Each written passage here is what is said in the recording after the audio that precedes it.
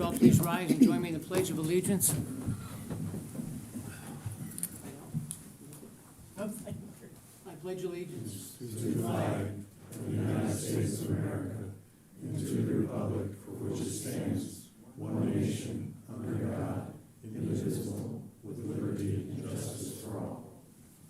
Thank you. FOIA notice has been published. We're at the point, item 4, approval of the meeting minutes. We've got two, one for the December 2nd workshop. Are there any comments or questions, concerns about that? Okay. Without objection, the minutes are approved. How about the minutes for our regular meeting on December the 2nd? Any comments? Without objection, the minutes are approved. Approval of the agenda, anybody want to add anything to the agenda? Okay, the agenda, without objection, is approved. All right, we're at the point for citizen comments, and these are pertaining to citizen comments not pertaining to the two issues we have tonight. This is an open discussion of anything that you all, or anybody, individual has that they'd like to say to the commission. Just me to remind you about a few things on public comments. First of all, I've got a bunch up here already. So you that have already submitted know that you need to go over here to the table on the left, my left, and submit to the Community Development Department Administrative Assistant, Kristen, over here, right? You'll be allowed 3 minutes to speak. The commissioners will respectfully listen to you and your comments.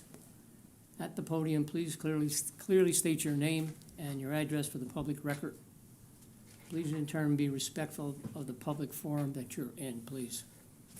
Public meeting is recorded and therefore becomes a matter of public record, as does all correspondence on this issue directed to county officials. Please try to avoid repeating comments already offered. We've got a bunch already, and I'm sure there'll probably come more. So we're going to be here for a while, and so try not to be repetitive if you've heard them, but you do have that opportunity to speak. Please place your cell phones on silent mode. If you need to speak to the caller, please step outside. And just as a reminder, the Planning Commission is an advisory board to County Council. As such, the Planning Commission recommendation on issues go forward to County Council through the Community Services and Land Use Committee, then to County Council for the review and voting determination. So the Planning Commission recommendation is a step in the review process and voting determination by County Council. Okay, with that in mind, citizen comments not on the agenda tonight. Anyone wishing to speak to the Planning Commission? Now would be time to step up. All right, seeing no one, we'll go then to the action items for the evening. First one, item number 7, consideration of an ordinance amending the zoning map for 121.43 acres located on Okatee Highway from T2 Rural to T4 Neighborhood Center and T3 Neighborhood Open, a village place type overlay, called a PTO. Rob?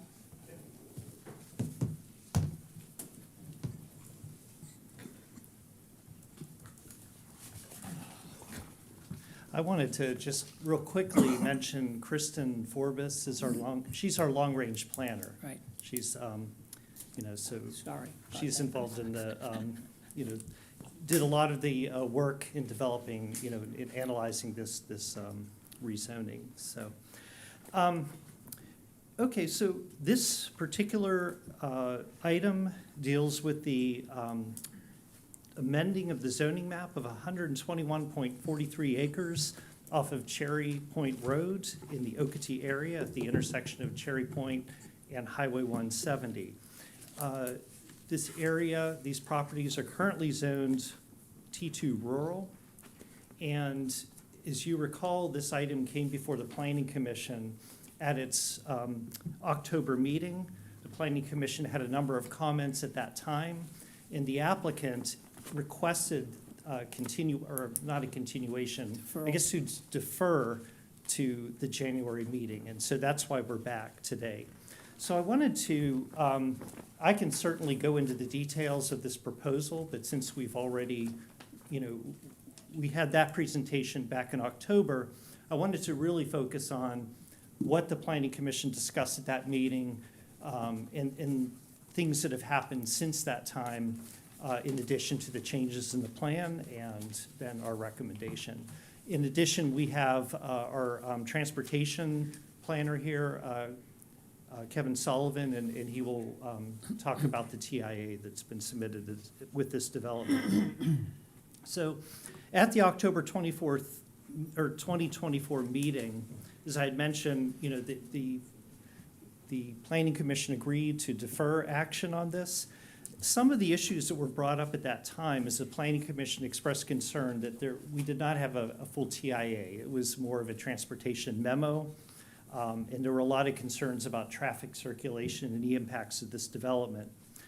There was also a comment made by the Planning Commission about the mix of transect zones in the place type overlay.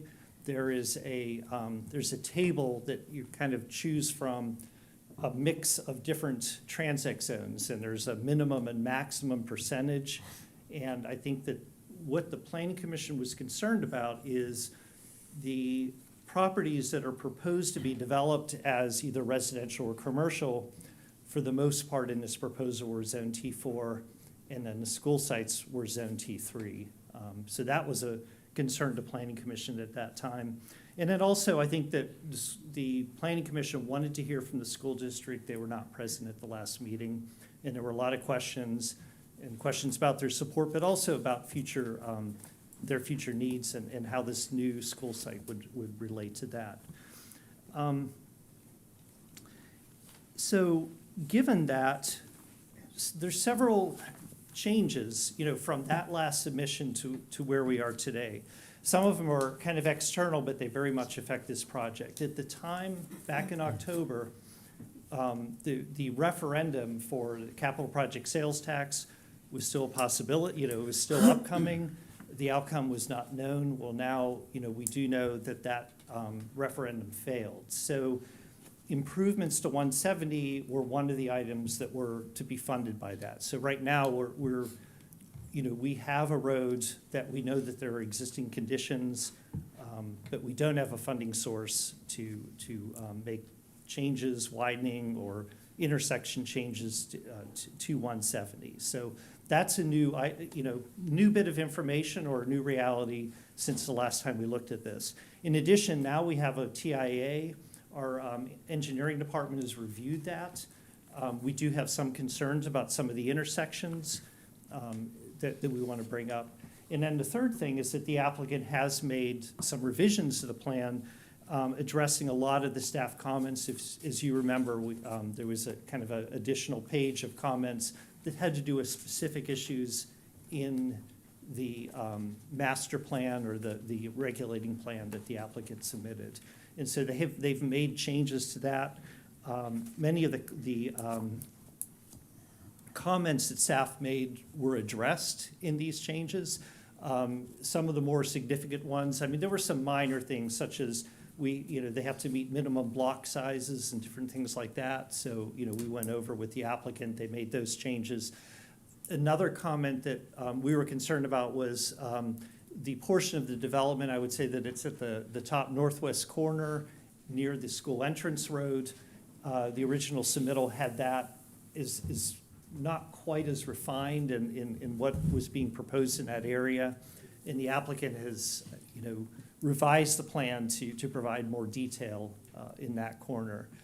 One of the things that has not really been addressed is the comment made by the Planning Commission having to do with the breakdown of districts.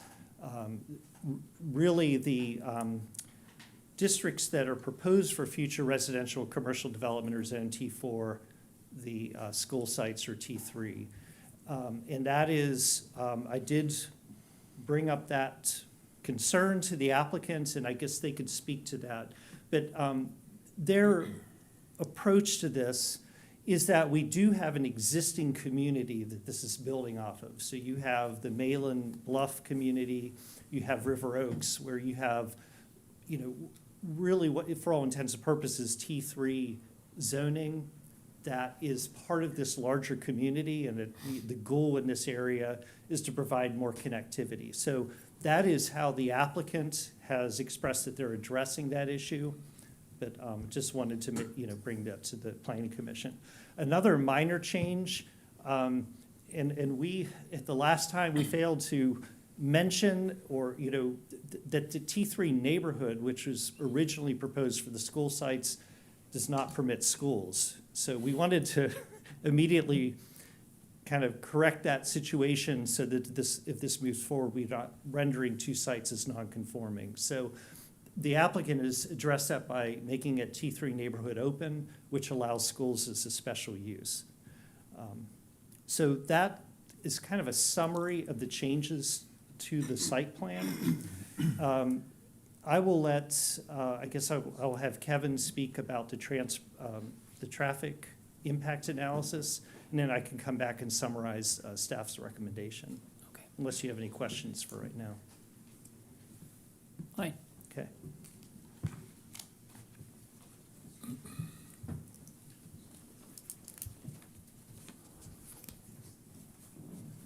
Good evening, Commission.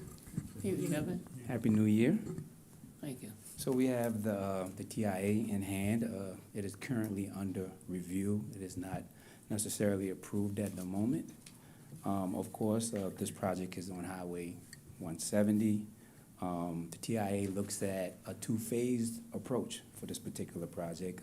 We asked and requested for certain scenarios to be proposed, and that was delivered by the actual applicant. So we have an existing conditions. We have a built condition with phase number 1. We have a built condition with phase number 2. And we looked at the worst case scenario, which is phase number 2, with the extra school site. So we have several intersections, as you see in the illustration, that we made sure that we looked at because that was within our study area. So those intersections you see, some are along 170 and some are also internal to the site. So the county took a close look at the actual TIA, and we have some concerns. Of course, the applicant's engineer is here tonight. He can go into depth about the nuts and bolts of what you may see. But ultimately, to echo what Mr. Merchant has said, because of some things that we call uncertainties right now with respect to 170 and intersection improvements, the performance at certain intersections we are concerned about. So if you all have any questions about the TIA, that's pretty much a summary of it. But if you have any questions, feel free to ask me any questions. There are what you're saying, there are several sections that are unacceptable LOS Correct. at this time. At this time, based on certain scenarios, we have concerns about certain intersections based on how the intersection is performing. And that's based on the development that they're proposing. Do you have potential solutions for those to get them to an acceptable level? The TIA offered some improvements and some recommendations. And like I said, the developer's engineer is here tonight. He can go into full detail about those. But even with those improvements, like Mr. Merchant mentioned, some of them require, they need 170 to be improved. So without any certainty about how that's going to be done, and I can't speak to that tonight, we have some reservations about moving forward. Mm-hmm. Okay. Questions? Kevin, according to the report, they did a traffic count back in 2023. It doesn't say early 2023 or late 23, of 39,200 vehicles per day. And I think it even said they assumed 3%. Annual growth. higher every year after that? Annual growth.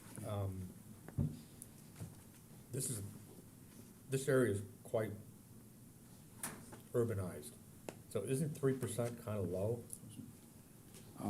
That is I guess what we say, a standard that we use. SCDOT has a calculation that they use, and they Okay. look at the growth. So they go 6, 7 years prior. So they look at, we're in 2025 now, so they go back to 2020, 2019, and they look at, okay, what was it in 2019, 2020, 21, 23?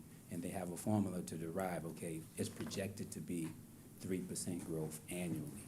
So that's an accepted number. We accept the 3%. And that's growth. just the count on 170? That's just without them This developing, development going right, in. without the development at all, it's gonna grow 3% based off of Okay. what happened based on what's going on in the history, our history.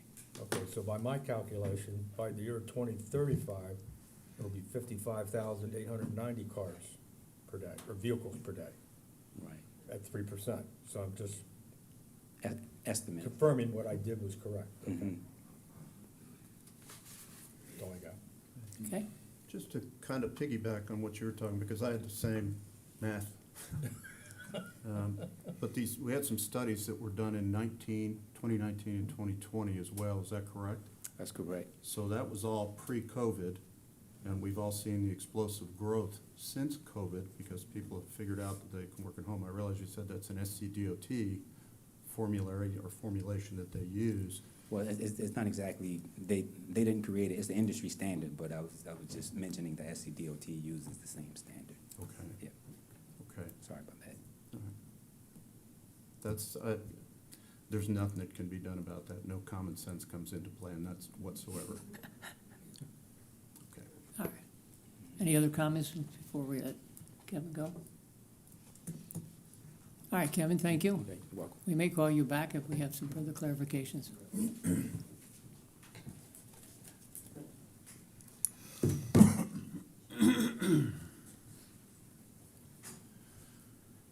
So to some, and I could, Kevin, you could step in at any point, because he understands this a lot more than I do, but it's my understanding that these future scenarios take into account these R-cut intersections, and that's where you make a right turn to make a left turn. You have to turn right and make a U-turn, which is part of the overall plans for, long-term improvements on 170, in addition to widening to 6 lanes.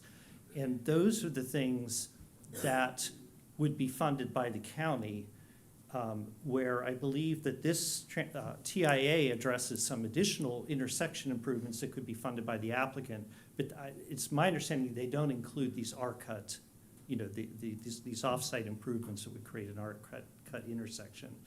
And so there still remains at the staff level, I guess, a lack of, comfort in, if these scenarios at 2025, they're assuming those improvements are not made, and we have a level of service of E's and F's, then what are they going to be in the future? And so one of our concerns about the traffic is that without that, these public improvements that are being proposed but with no funding source, what will these intersections look like? And so that's a concern that staff has. As far as our recommendation, taking, I guess, a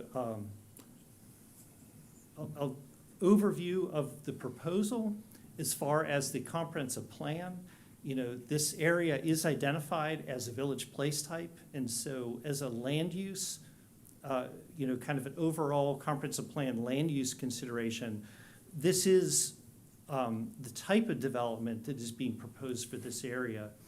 Staff's concern is that there is more of a timing of issue with this development and the lack of certainty about improvements to 170 that are needed to not only serve other development that's proposed in that area, but what this would impact as well. And so,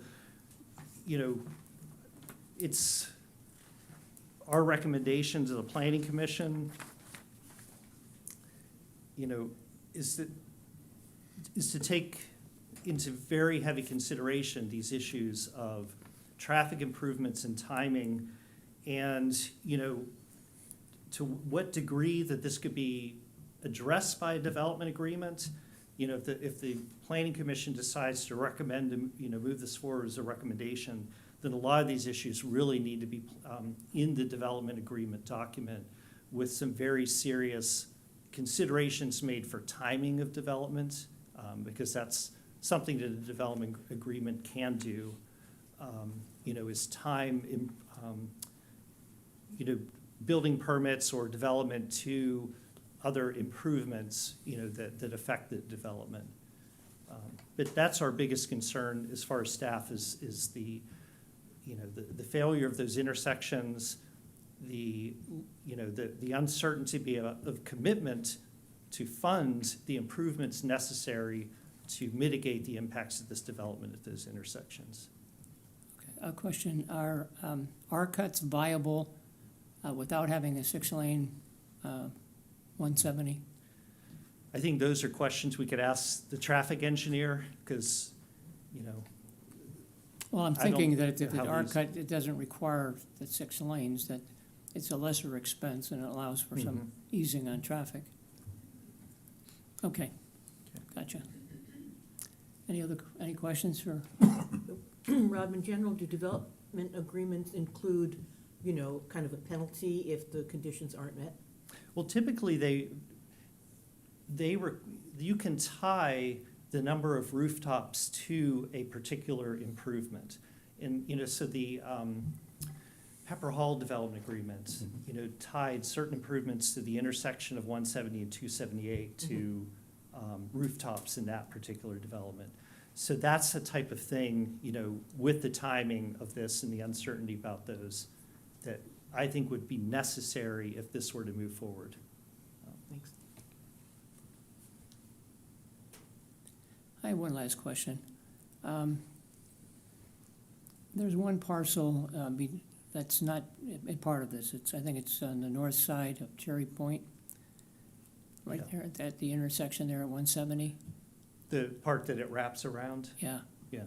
Are there any plans, anything that's being looked at in the future to encompass that within this community, or is it kind of like the little house in the city? Well, we've had conversations with the applicant about that, and they could speak to that, because that particular property owner came to the planning commission about 3 years ago for an upzoning. So that property owner is interested in some sort of future development, but I don't think they were ready to coordinate with this proposal. Okay. But as you can see, there's 2 stub outs to that development, because that access across, you know, between the, that parcel at the top corner in Cherry Point Road is crucial. Okay, thank you, Okay. Rob. All right, who's next from the developer? From traffic engineering? Good evening. My name's Dan Kiefer. I'm with Whitmer Jones Kiefer. We're the land planners and landscape architects. And we've got a short presentation Kristen's gonna help us with. And we wanted to thank Kristen and Rob. They've been great the last couple weeks and months of some back and forth on the updates, the development agreement and different things. So we appreciate that back and forth. Next slide. So with us, so this evening, as far as our presentation goes, we got Richard Schwartz, he's the owner's rep. Dylan Turner, he's with Kimley Horn, he's traffic engineer. Robert Odding with Beaufort County School Districts is here to speak on the Beaufort County properties. Jeff Ackerman is the civil engineer, and Walter Nestor is the land use attorney, and myself. All right. So again, thank you for having us this evening. The next slide, this is, and Rob touched on most of these, but I just wanted to recap some of the updates that we've worked on over the last 3 or 4 months.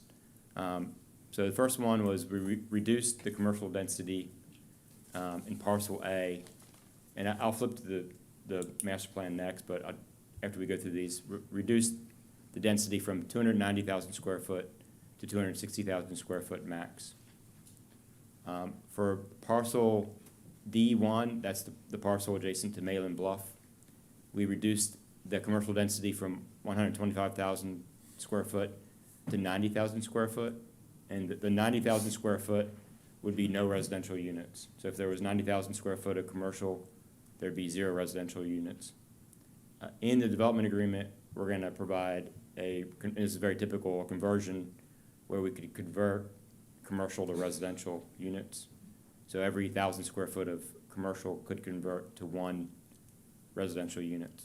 So if there were 90 residential units, there would be 0 commercial square foot, 0 commercial units. So the 90 is a potential convergence option that you're putting in the development, you want put in the development agreement. In the development agreement. To keep it simple, we're saying 90,000 square foot of commercial. Now then there'd be the option to convert.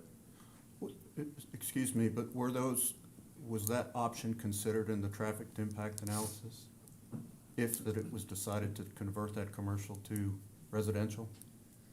It was at a high level. I'll let Dylan speak to that as far as the numbers go, but the rooftops versus the commercial use, yes. And that may be a detail that also gets ironed out in the development agreement, how that conversion works. But the big thing is, on that acreage, the 90 units would be the max if there's no commercial. Is that part of the 258 number that I've seen floating around on total number of units, residential units? That's a separate number, So it's a 90 above the 258, correct. okay? Then number 3, we updated the school, as Rob mentioned, to T3N-O. And basically the O, as outlined in the code, is a transition area between T3 and T4. And the intent of O is a subzone in the code that allows some commercial uses. So you could do like a small retail office, doctor's offices, things like that are intended to be infill commercial areas. We're gonna strike through those, any commercial uses, and just allow the school use in that T3 and the O, or the subzone O, So that in parcel B. and parcel B, yep. How about parcel C, where the existing elementary school is? There? Same thing there, they'll both be those. And then, number 4, we updated the traffic study. Dylan will give you guys more detail on that. Number 5, the development agreement, we have a draft of the development agreement. Walter Nestor's gonna provide an update on that, the bullet points. And then on the sketch master plan, based on conversation with staff, we outlined the future connectivity through the out parcel that you were mentioning earlier, that's 17-acre out parcel. We outlined that on sketch master plan. And we also included in the packet was the letter of support from that property owner. We talked to that property owner, they definitely support the connectivity and the project. Is that on your sketch master plan? It is, yeah, and actually we Pull that could, back up for a second? we could flip to that, that's the next slide anyway. So that would be, well, I guess where you see the D2 and the out parcel would be a line running north-south there. It's a gray line on your map. Okay.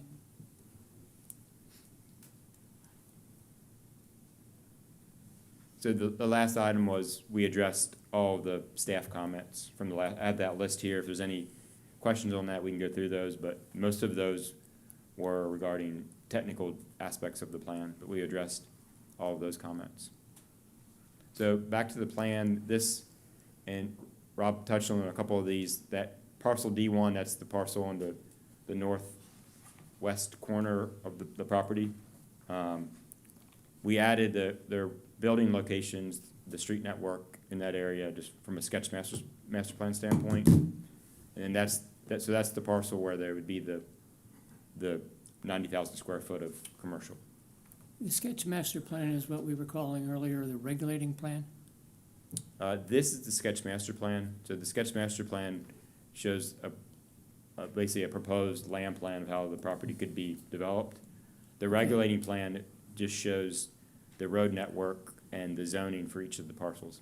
So this shows a little more detail that technically this plan wouldn't be approved with the rezoning. The rezoning would approve the regulating plan and the use districts. This is showing how those uses could be overlaid on the plan. Did I say that right, Rob? Yes, it's for illustrative purposes. Yep. And then while we're on this plan, the other update, so just so everybody's familiar with the area, so the D1 is the upper left-hand corner of the plan, and then the parcel A and B, that was where we updated the square footage from 290 to 260,000 square foot. Okay, regarding square footage, I understand there's a little bit of discrepancy between the surveyed area versus what the county shows, the number of total acreage. There's about 2 acres difference. Yes. And So as we're looking at this plan, the parcel A and B has, the south end of the property has an OCRM line.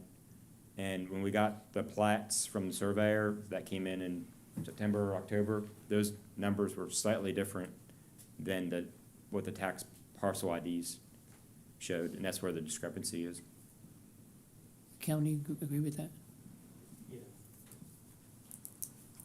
Okay, Yeah, that's probably a detail we would work through as far as, that land. We're not really tying any density to that acreage, but we could match the two as far as the application and the narrative. But the reason they're different is because of that survey. On the application, we matched the tax parcel, just so from a county standpoint, everything matched. But in the documents, we had to use the actual line, because that's the line we can work towards. Then, next slide. So this slide, Rob had this slide up as well earlier. This speaks to sort of the comprehensive plan as it relates to the Village Place type overlay. And this shows the adjacent, it was called Osprey Point. It's called Malin Bluff now, but to the north where it says PUD, that's essentially T3 residential area as it exists today. And looking at the comprehensive plan, they have a bullseye. It's a yellow circle on the Cherry Point Road, and basically the comprehensive plan outlines this area as providing for local goods and services, so somebody could walk. So somebody right now that lives in Malin Bluff, if they need to go to a restaurant or a grocery store or anywhere, they got to get on 170.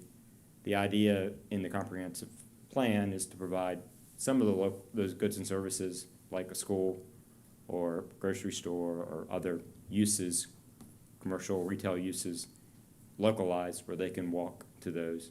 And same thing with alternate types of housing and parks and open space, to have those interconnected. That's part of the spirit of the comprehensive plan. So we thought it was important to show this bigger picture because it relates to the overlying zoning and how we tie to the comprehensive plan.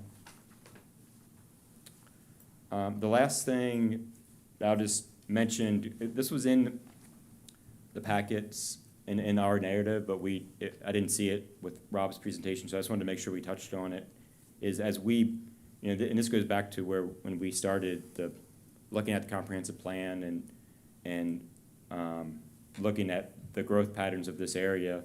And so some of the goals of the place type overlay that are in the comprehensive plan, just wanted to read through a couple of these, just because these are things that would make this different than other places, because we're trying to we don't want to have just residential lots where everybody, like I said earlier, has to go on 170 and access the road. So those bullet points are promote development patterns that support safe, effective, multimodal transportation options, including bicycle options, to minimize traffic by providing mix of land uses, walkability, and compact community form. And that goes a long way when you start looking at the school and the different commercial uses. Provide neighborhoods with a variety of housing types to serve a diverse population. Remove barriers to provide incentives for walkable urban projects. Promote the greater health benefits of pedestrian-oriented environments. Reinforce the character and quality of local communities, including crossroads, neighborhood hamlets, and in our case, villages. Reduce sprawling auto-dependent development. Protect and enhance real property values. Reinforce the unique identity of Beaufort County that builds upon the local context, climate, and history. So those things are bullet points that as this follows the place type overlay guidance and the comprehensive plan, these will be things that we follow through with from a more detailed planning and implementation standpoint. These are also things that would come along with this approval and the place type overlay from a zoning and a guiding plan moving forward. So I know that's more than you wanted to hear about comprehensive No, plan, that's- but That's interesting. we thought it was important to tie back to that. Yep. That's sort of why we're here is that was the vision, the long-term vision, 10, 15, 20, 30 years from now is, it sounds complicated to have all those things, but we got to start with these details and follow these as we move forward. So your plan has been mostly multifamily housing and commercial. There's not hasn't been any big degree of individual residential housing. A place type overlay desires that mix, as I understand it. And what Rob said earlier is that your other properties that are adjacent to and so on have the individual residential housing. Correct. So it would be, there is any plans at all for any of this property to have, other than the potential 90 units or any individual residential homes? Well, there's areas that are zone T3 and T4 that allow residential units. That's So there that's could an be- option. Yeah, there could be, we say multifamily, that could be row homes, other types of homes, but there would be a diversity of housing types. We don't know that at this point, but the code allows that, Yeah, the richer you can keep the mix, the more that gets into the place Correct. type overlay. correct? Okay, I just have one question, unfortunately, going back to the sketch master plan. Okay. How did you guys derive, you said, the conversion of 1,000 square foot commercial to one dwelling unit, maximum of 90 residential units? What is the dwelling units per acre under this zoning that's proposed, Rob? Is it 6 per acre? This particular zoning district doesn't have, it's based on what the land can support. Okay, That it has, lot sizes for different types of housing types. yes. It does not have a unit per acre. The place type overlay for village has a cap, I believe it's, 6 units per acre. Six, I think yeah. it is. Right. That was part of, we made sure we were below that number. So I guess I'm just trying to do the math. I'm a Marine, so you gotta give me some space here, some latitude. Sure. Under that T4NC area, you've got plus or minus 12.5 acres. So how does that up to 90 if you were gonna put multifamily units in there? Well, there's the T3NO area as well, the 7.5 acres. Right, So it's those combined acreage. So it's, that D1 is 20 acres, okay. plus the 2 acres that's part of the school district property. Okay. Okay. Thank you. Other questions? All right, Thank thank you. you. So Next. Dylan's gonna update on traffic now. Thank you. Thank you.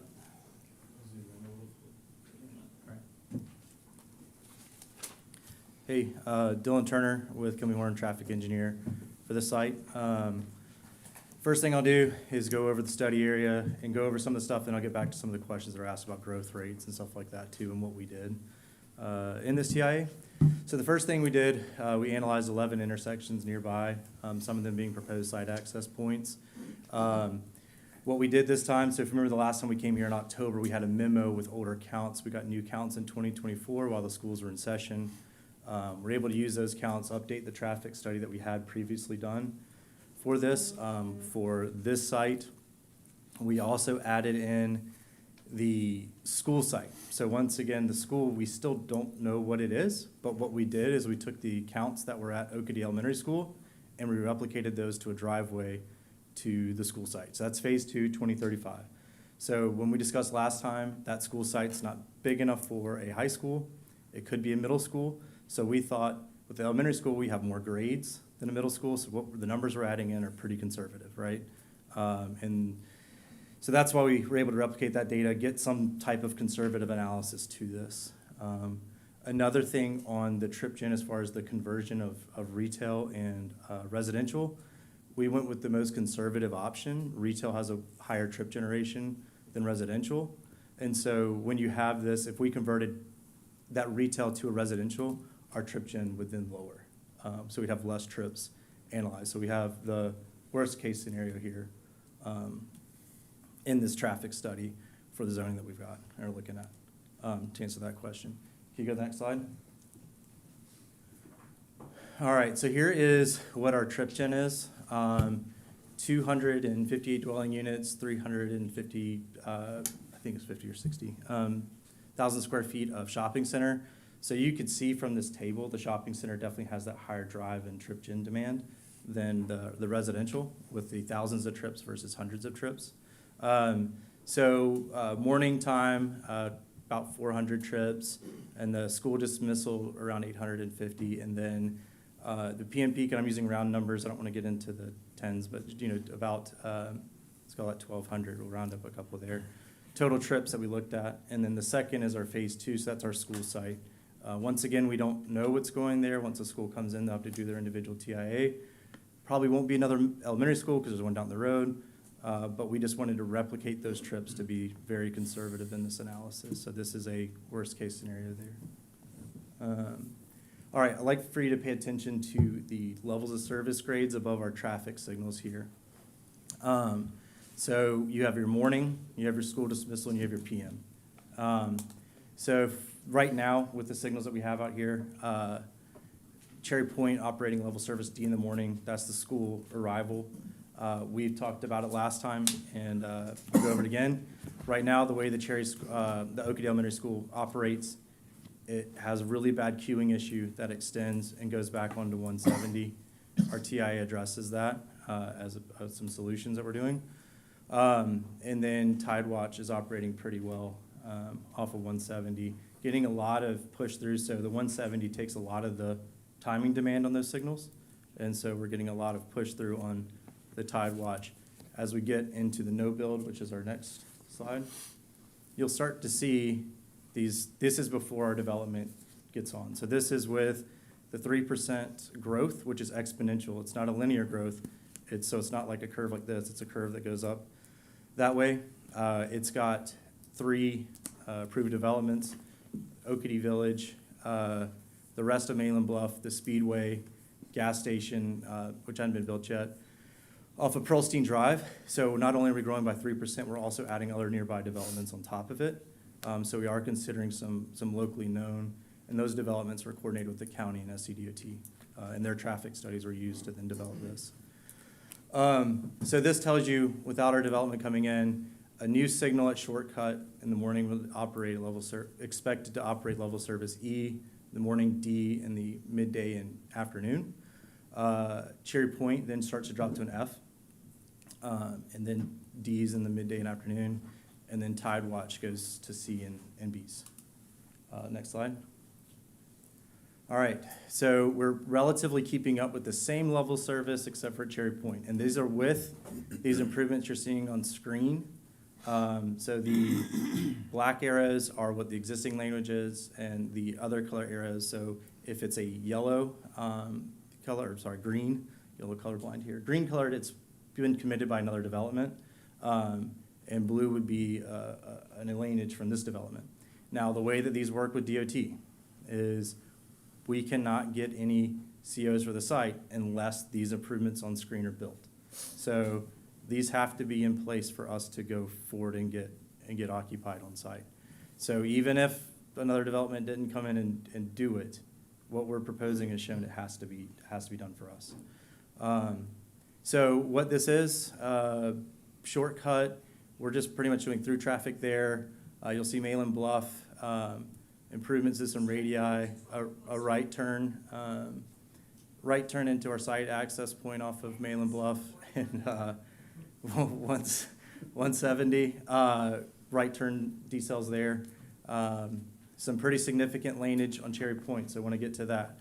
So we're widening Cherry Point to a 4-lane section up to our to the school access point. And what that's going to do is allow a left turn lane for that school traffic. It gets them off of Cherry Point, stacking off to the side or off on the shoulder like they do now, into an individual storage lane to then turn into the school, to help those school operations there.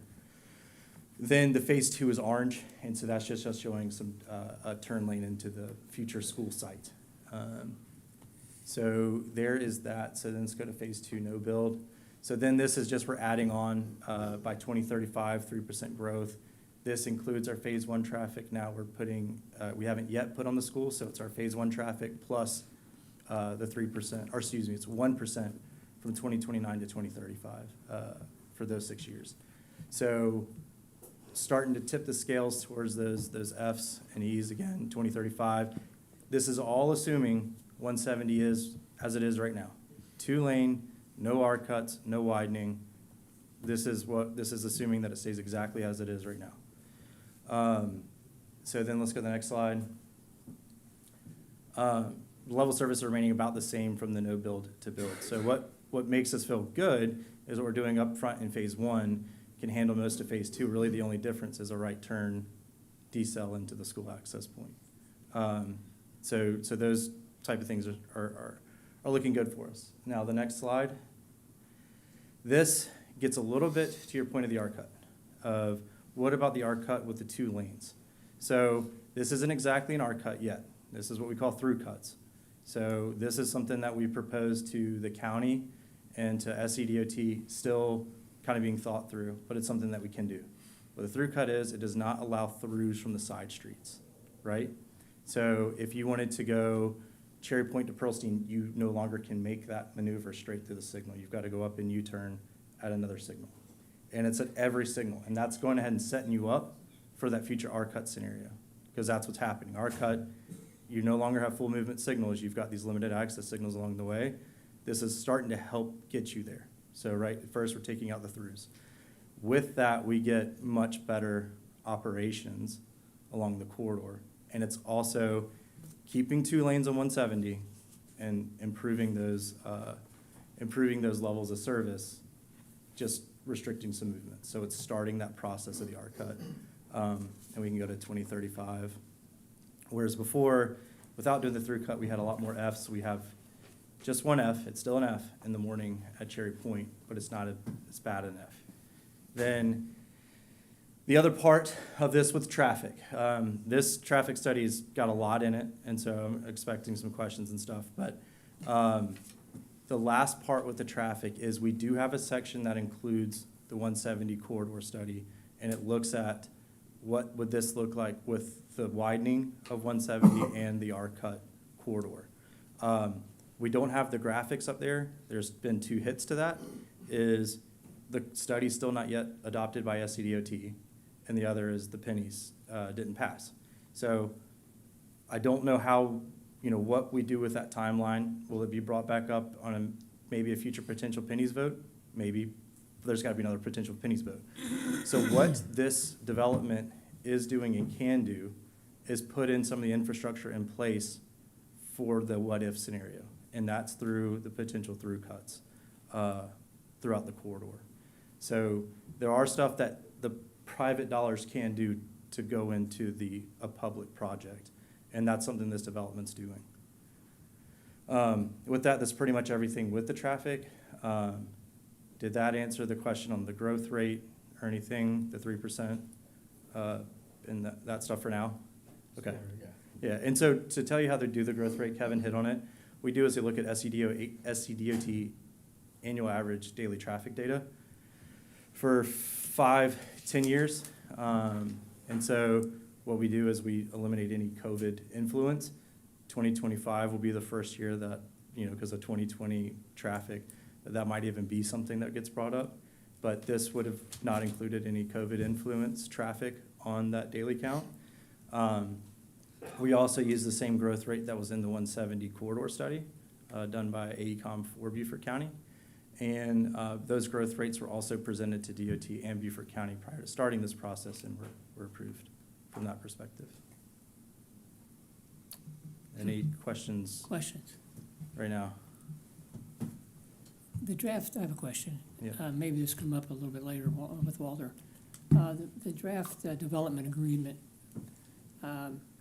shows 5 tracks to be developed over time, up to 2031. Mhm. Those tracks, can they be timed in a way that would minimize the impact on the LOS? Or would you have to do So another what- impact study, or? What we have on this study is like, instead of doing it over time, it's just right on top. So everything happens by the 2029 is kind of our horizon year that we use. So there might be a small discrepancy on the 2 years of 2031 versus 2029. But it's putting everything on the network right at one time versus phasing it, with the exception of the school site. So it won't look at it in that phase of this master plan. Now, as each phase goes through, there might be a situation which we're back before you, but that's if some of that phasing could change anything we looked at here.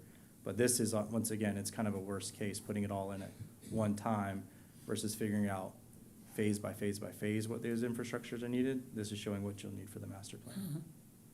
Now, I don't know what, I think Valtre will speak better to the development agreement, but as far as what we did for the traffic, Okay, that's what we did. thank you. All right, thank you all. Just one question. Yes. You're throwing around levels of service, and even I had trouble with that. Yep. I'm just kind of wondering, could you just briefly describe level of services C through F are? I don't care about A and B, Okay. 'cause that's Let's gonna see. be impossible anyway Let's see. in this situation. Right. So what we like, there's a graph in the a traffic study, and it's right at the beginning of section 4 in the capacity analysis. So we talk about, it's not a graph, it's a chart. So level service C is your delays about, I'm going to use the maximums for C, D, and E. We do get level service E in this versus what you have in school. But at a signalized intersection, let's say if you're 35 seconds or less, you're in that A to C zone. So that's the average time spent at that signal. D is about 55 seconds, you're about a minute. So for D and E, I'm just gonna generalize these. And so E is about a minute to a minute and a half, and an F is over a minute and a half time spent, average vehicle delay at that intersection. So that's kind of what you're looking at. And the F scale, when signals, you know, we kind of keep that close, but the F on unsignalized, so the unsignalized intersections here, if you have a left turn on 170 on a side street, the delay is going to be astronomical. It's kind of going to be outside of the software computations. So you get, our software sends us like a $ to basically say that delay exceeds 300 seconds, because after that, there's an unreliability in the calculations. Thank you. Is that? Yeah, I saw this table, but Yeah, no, it yeah. didn't mean anything to me. Yeah. I looked at it the first Right. time, but that was helpful. Okay, thank you. Thank you. Thank you, Mr. Chairman, members of the commission. My name is Walter Nestor, and I'm an attorney with the local offices of Burr and Foreman. And I'm here to talk about the use of a development agreement for the proposals been proposed by staff. There've been a number of questions about the use of a development agreement. Beaufort County is pretty familiar with development agreements. It's had them for many years. Of course, one of the most famous or the largest around here is the Buckwalter Development Agreement that was used. It's now part of the town of Bluffton, but a very large development agreement encompassing a large tract of land. I think what's important to understand about the development agreement is pursuant to the Development Agreement Act, it provides for organized development of land pursuant to your comprehensive plan. And at the same time, vests development rights for the owner of that land. And there could be multiple owners, as may be the case here. So a draft of a development agreement has been circulated. The development agreement doesn't get approved by the Planning Commission. It's not even a recommendation. The development agreements are approved by ordinance by County Council, and it would be 2 readings. And the discussions about what's going to be in the development agreement have begun among the developer, among staff and the developer or the owner, but nothing's been formalized. So, for example, the conversion. The conversion is an idea. It's a good development idea to have because it will address the ebb and flow of the economy, whether housing is more necessary or doctor's offices, shopping, commercial uses. if that's what the conversion. But if county council doesn't want the conversion, it's not part of the agreement. It's a contract that is based on the agreements of the parties. There are very few limitations on the development agreement. There's some limitations on timing, there's some, and that is that the length of the term of the development agreement has to be based on the size of the land mass that's being used. But a development agreement can be used importantly to address the traffic concerns that we've heard of. And so, as Mr. Turner noted, you can say, okay, when a certain criteria is met, the developer or the owner or the applicant for that development has to make a system improvement off-site. So a system improvement to 170 or a system improvement someplace else. That can be a requirement, and we use the development agreement to address how that occurs. And that's very common. It's in the Pepper Hall, it's in the Jazz 278, which is a Walmart development agreement that the county entered into many years ago. But there are tools, and that's really what the development agreement is. It's a tool to address concerns of the planning commission, concerns of staff, concerns of the residents. Concerns of the residents can be addressed in the development agreement by requiring the property owner within a certain period of time after approval to record restrictive land use covenants on property within the development agreement. So there's been a discussion about the school property. How do you limit it to the school property? Well, the T3 open doesn't have such a limitation, and I think Mr. Merchant would say, well, you can't use the zoning to make those kind of restrictions. Excuse me, can't use a development agreement to make those kind of restrictions, but we can say in a development agreement that the owner is contractually bound to record restrictive land use covenants that run with the land that restrict uses on the property. One of the things that is identified one of the uses that's identified in the draft that's been circulated is on, sorry, I don't know the parcels as well as the land planners do, but on the Candida tract, I think it's the 73 acres. There's a number of things that the Cherry Point residents indicated that they didn't want. They didn't want self-storage. They didn't want C-stores and gas stations. Well, we can't use the ordinance to do that, but we can use a development agreement to require the owner within a certain period of time to record land use restriction that will prohibit in the future the use of that particular use on that property. And that's a fairly common tool. So a development agreement is a tool that can be used by local government and a landowner to properly plan in accordance with your comprehensive plan, organized development of land, but vests the property rights of the owner of that land to be able to develop in accordance with the development agreement. And I'm glad to answer any questions y'all may have. I have one. Sir? Development agreement, just to kind of paraphrase what you said. Development agreement is done between the county and the developer, obviously, and then there's two public readings to where the public is obviously invited to either make comment or listen and give their input through citizen comments. Are there amendments to a development agreement? Development agreements can be amended pursuant to the same methodology in which they're passed. So Do they have to be read publicly, or can they just be done as backdoor deals? to amend a development agreement, if it's a material amendment, and most amendments would be material, would require 2 readings of council. So the amendment requires the same procedures that are required to adopt the development agreement, which is a contract, but it's passed by ordinance by council. Very well. Who decides whether an amendment is material or not? You said most of them are, but some of them aren't. Well, the county council can't approve changes to their ordinance without following the procedures to change the ordinance. Like in the case of River Oaks, where they said at first it was gonna be a 65 and older community, and then there was a change that came in and said that, we're not gonna worry about that, and it impacted the schools. So that's not a material development, correct? I don't know the answer to that question. I think it would have been one that would have been decided at the time, and it should have been addressed in the development agreement itself.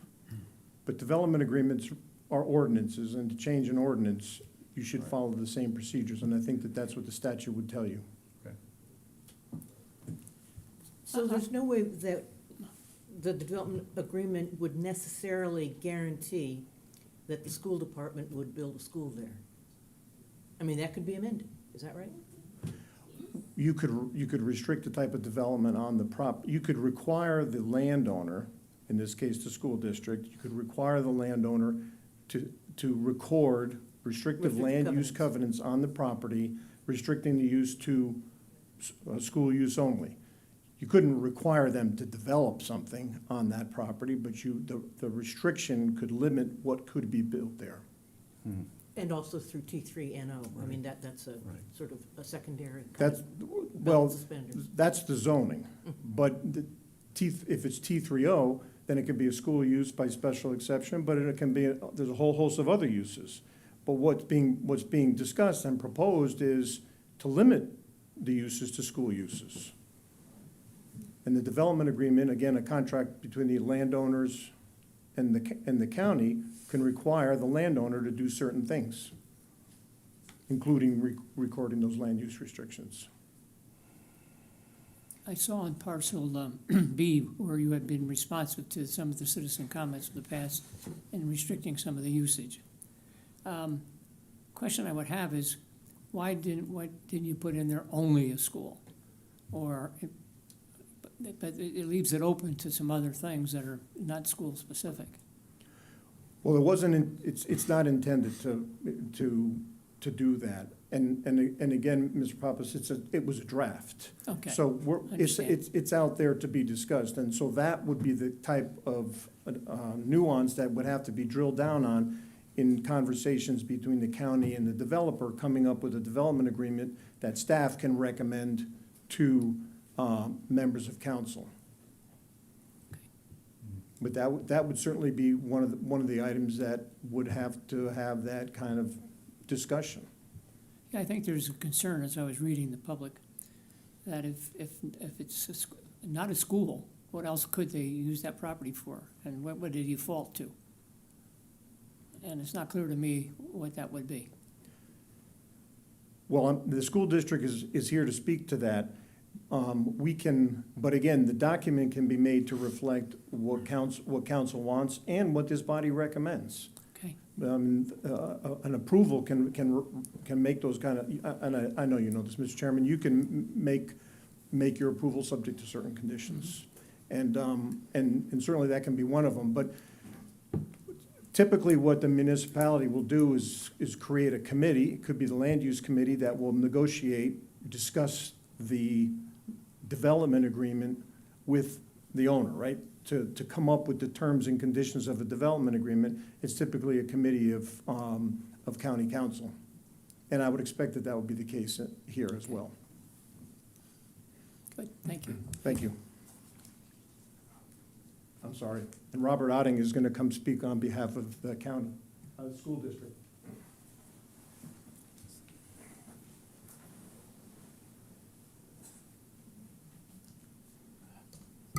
Hello, good evening. Thank you for the Evening. opportunity to come talk to you. I'm Robert Otting. I'm the Chief Operating Officer with Beaufort County School District. I guess the first question is, why am I even here?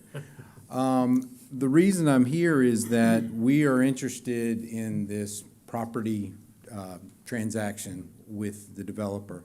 The property that we own on 170 was bought lots of years ago, and its original purpose was for a district office. That fell to the wayside a long time ago, and now there is no real use for that property on our current property use. We don't have a plan for that property for any time in the near future. Now, what we have been looking for are new school sites.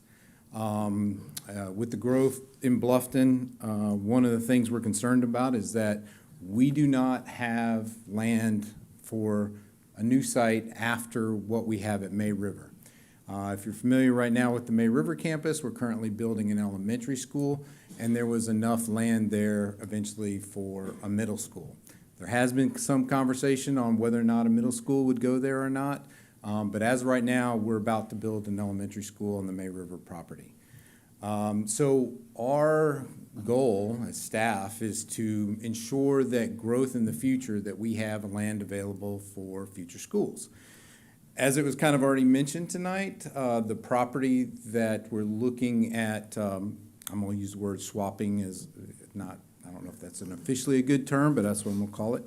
Swapping for has in mind basically a middle school. It would not be probably in our best interest to build an elementary school right next to an elementary school. We could potentially build an early childhood center if the need was there. And the property that we're looking at is too small for a typical high school. Just so you know, the State Department's requirements for a high school are about 50 acres, and most of our, you look at May River High School, it's about 80 acres. What we use at Bluffton is a large campus that is over 100 acres. Hilton Head's in the same, there's multiple schools there, but you're well over 100 acres. 30 acres would not accommodate a typical high school. But what it is the right size for is a middle school. And we've laid out a middle school, and when we looked at this property, that's what we have in mind. With the location right near Okatee Elementary School, it'd make good sense to also have a future middle school. On top of that, this side of the county where we're starting to see a lot of growth is far away from our middle schools, which are all centered in the Bluffton area. And if we build one on the May River, of course, that would even be further away. So we do not have coverage for anything of that nature on this side of the county. So with that, I'll be glad to answer any questions you might have. Do you currently own the property? So we currently own property D1. That is D1. so what we're looking at is swapping D1 that's located on 170. And as I said, the only thing we could probably use it for is an early childhood center, but it's on 170, so that is not a good property for us for an early childhood. Actually, it's not a good property for a school, period. So what we like is being further off 170, back away from the highway. And the 30 acres would be a large site for an early child. It's way more than we need for an early childhood center. Most of our early childhood centers are less than 20 acres. And they are located next to an elementary school. So although you have to cross a road to get there, which isn't optimal, it's not an optimal site for an early childhood center. It's an optimal size site for a middle school. The Okatee Elementary School, what's the current capacity? Where are you at? Ooh, so I think we're in the mid-80s. It's obviously growing, and there is some concern for the growth with Okatee Elementary School. What I would say on that, and we've had growth and concerns in the elementary school in the past, but with our latest bond referendum that we luckily got passed by the county, included in that was a new elementary school, as I said, as we're building in the May River area. So part of what we're going to have to do in this spring is look at the zoning for that new elementary school, and that will help our elementary school balance. We don't see the need for another elementary school for another 5 years plus. Our next need, school-wise in Bluffton, will be a middle school. We're at that need now, pretty much. What would the cost to the county be to swap out these two parcels from that D1 to the B? So there is no cost we're talking about. It's a straight swap. Okay. Are there any official discussions being started about developing that property for a middle school? What we have talked with our board is shown them that a middle school would fit there. We're actually, this is a land, right now we don't have funding for a middle school. So we're not actively designing a middle school. I'm just telling you that is our next need.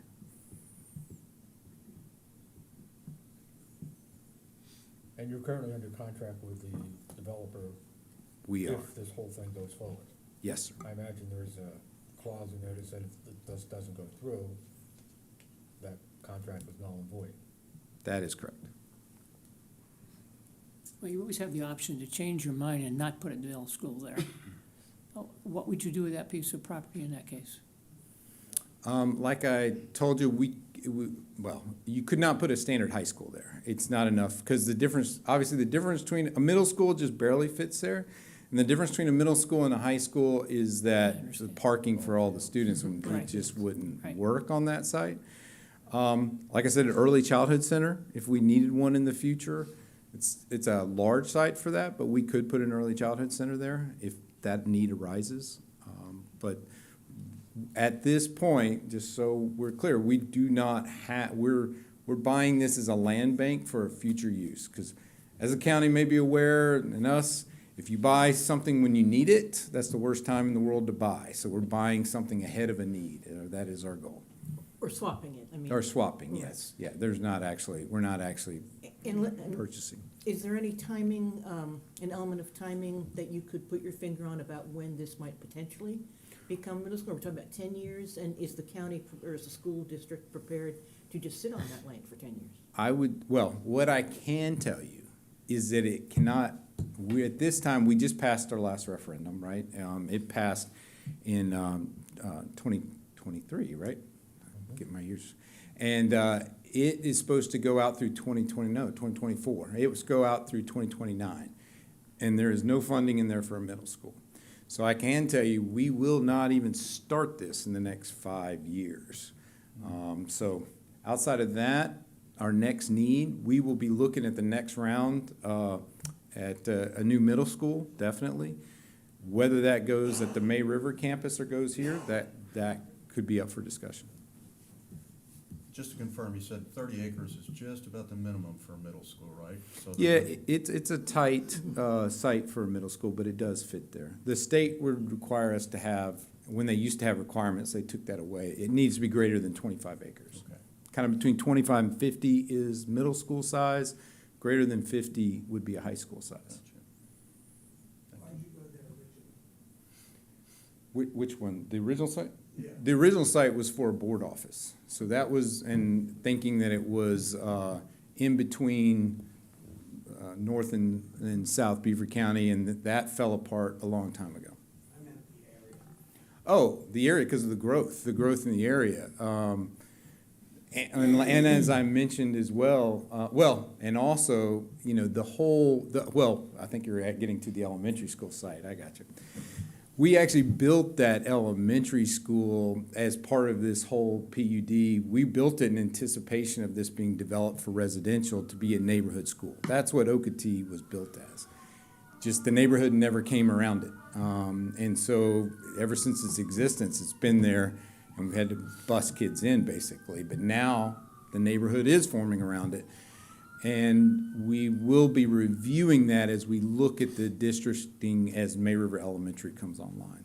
And that will have all public participation, I have to say, and comments on how we look at rezoning schools. But that will be part of that conversation. Okay. Thank you. Yeah, thank you very much for No problem. coming. Hello, my name is Richard Schwartz. I'm the applicant, along with the school district. Thank you. Happy New Year. Do you all need a break? Want to stand up? You've been listening to a lot of technicals so far. It's kind of hard for me, but you're okay to keep going? Okay. We're good. Thank you.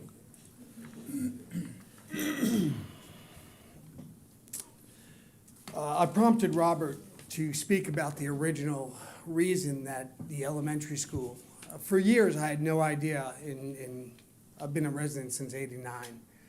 For years I had no idea why there was a school out there and there were no neighborhoods and no anything.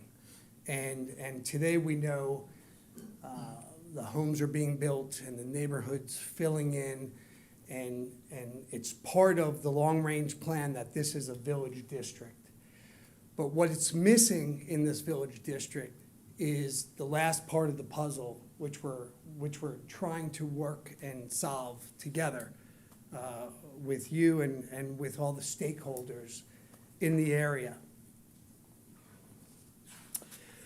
You've seen this project come to you and it's been denied or deferred.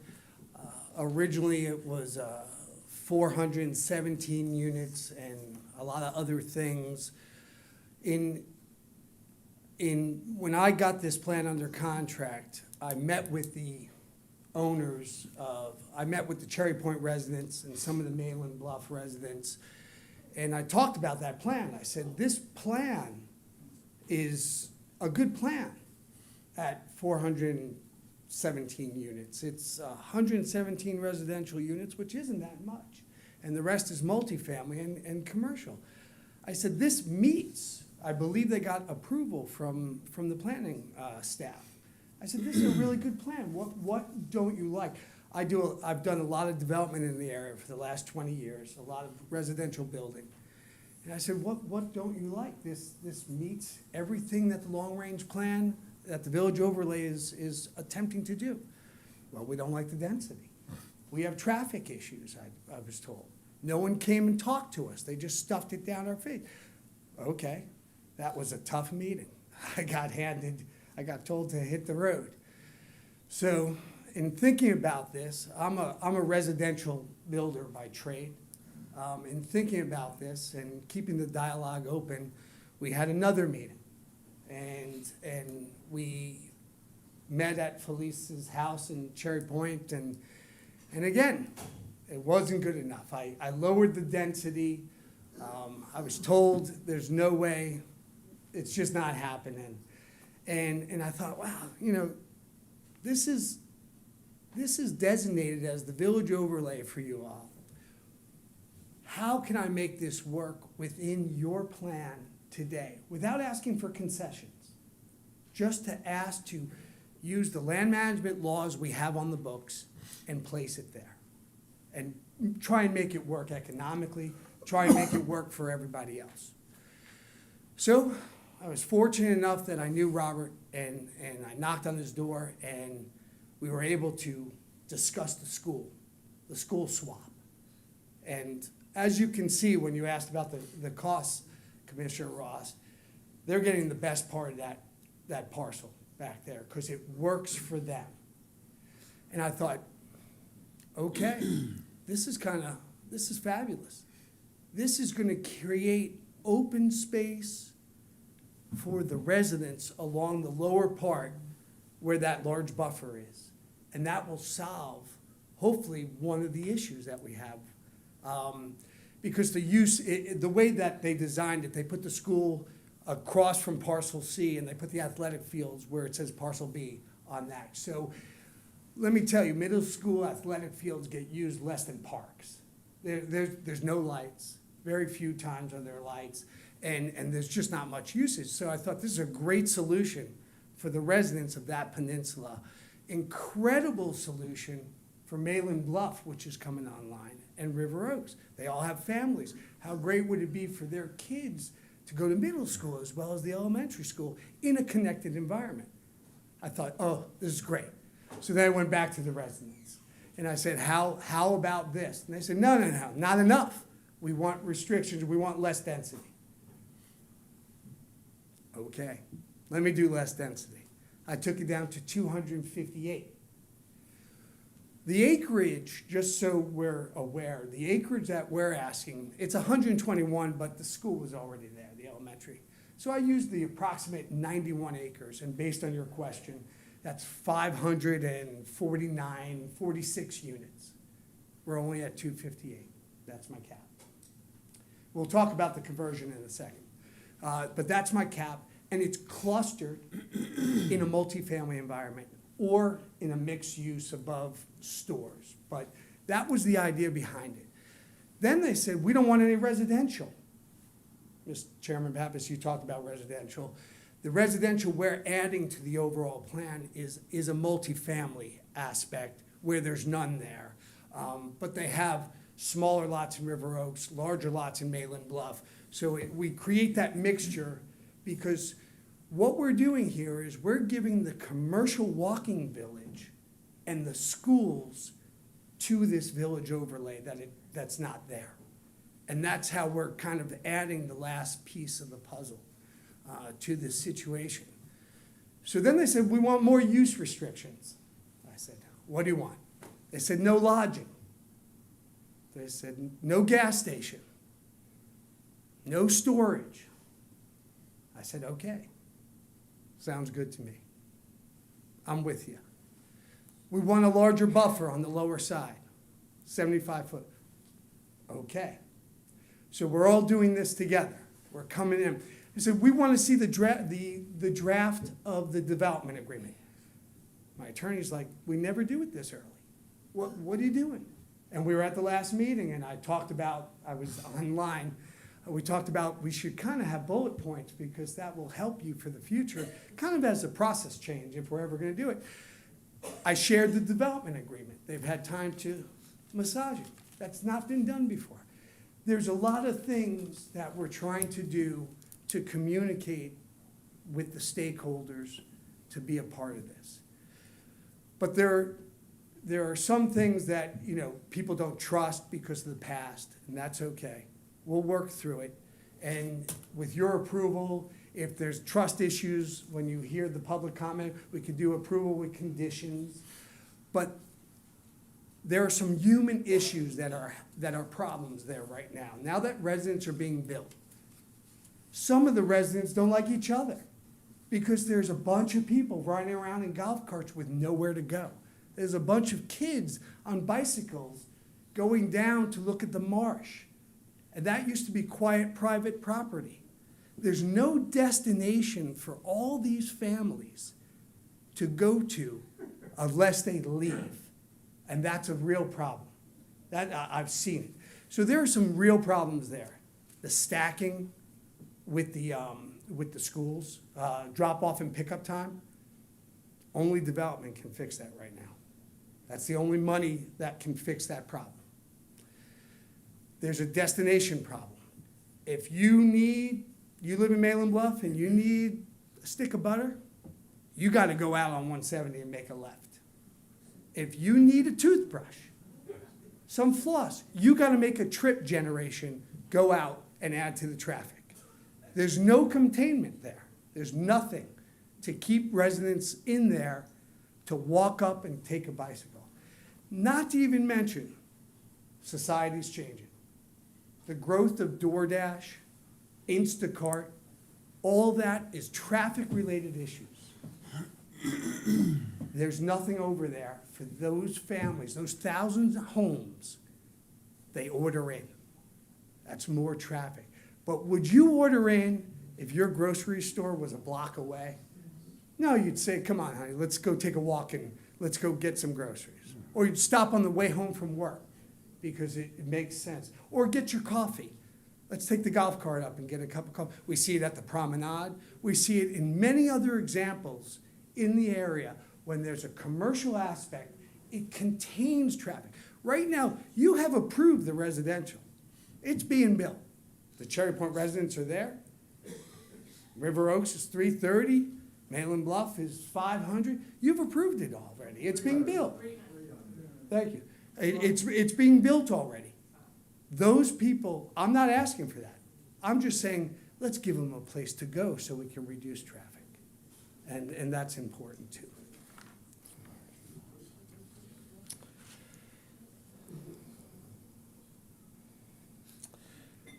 I think I've covered everything. Are there any questions for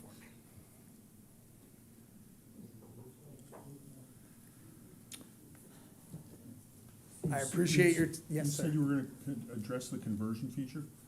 Yeah, they, on the last meeting, we got staff approval, and in D1, we had 134 units, and did we have 100? We had 134 residential units, and we had a square footage of, 160,000 commercial square feet. In the village zoning, I don't think there's a cap on commercial space, because it's regulated by parking, but if you're not in this business, no one really understands that. And I was told by the residents how upset they were. And so what I did since then is I took the 258 plus the 134, I took it away. I said, we'll just go down on square footage, 90,000, and offer a conversion to that. So that's what happened. Because I listened, the residents were upset. And then I also updated the TIA. I did not want to update the TIA, and I updated the TIA so we can have full accountability. And I also shared and created the development agreement with them so they could mark it up and tell me they don't like, they don't trust, they don't, again, I'm trying to make sure all the stakeholders, as best as possible, have a say. Tell me what they want. Tell me what they don't want. Of course you can say, I don't want anything. That's easy. But we have a land seller that wants to sell. Whether it's today or tomorrow, something's gonna happen. I'm trying to say, use a developer who hears you, what do you want? I've said yes to almost everything they've asked for. I get text, I get emails, I want a restaurant, I need a grocery store. Yeah, someone asked me to name a street after Mr. Pritchard. Sure, I'm okay with that. Because I think this will be a better place, and it makes sense to have the commercial village. I live in a community down the road, and every time I gotta get something, I gotta leave. I'm adding to the traffic. But on the other side of the road, they're right next to a Publix. They go through the back every time. And they don't come out to the road. They take their golf carts. I see how great that lifestyle is, and I think it would be great here. Yes, ma'am. I've asked this in a general way, so answer it the best way you can. What do you think about the plausibility of having another penny sales tax referendum? Are you in discussions with people about that? I mean, that seems to me to be so central to the success of your plan. I know we've talked about the development agreement, but the traffic, as the road exists now, is a very, very tough situation, in my opinion. So Yeah, have you I been think we in need to approve it. conversations? or- And I think I haven't been. I think I'm a proponent for it. I think we need it. You're not, just to go back 1 second, you're not setting a precedent by approving this plan here, because there is no more land in southern Beaufort County. This is the last track. So the approvals for things are already coming. This, I believe, to the best I can, when I looked up, contains the residents to the best. I'm a proponent for the penny sales tax. I think we need it, and I always have been. I've been in development. We live in paradise. When they said we're gonna raise the fees on water and sewer, I'm one of the developers and builders who said, okay, that's all right. We live in paradise. It costs. Just, if you're gonna raise it, please provide service and make sure we have what we need so we can build for the people. It's hard if you're gonna raise it and not know if you have capacity. So I am a proponent, and a lot of people believe it's gonna come around 2026 and probably get approved. If you approve this today and we were able to get through council, it'll take 2 years to get permits. So nothing is happening imminently. This is a lengthy process. So we're not adding to the traffic tomorrow. We're adding to it in like 29. That's really when we're talking about.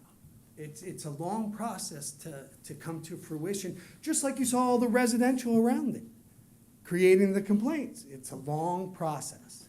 And so,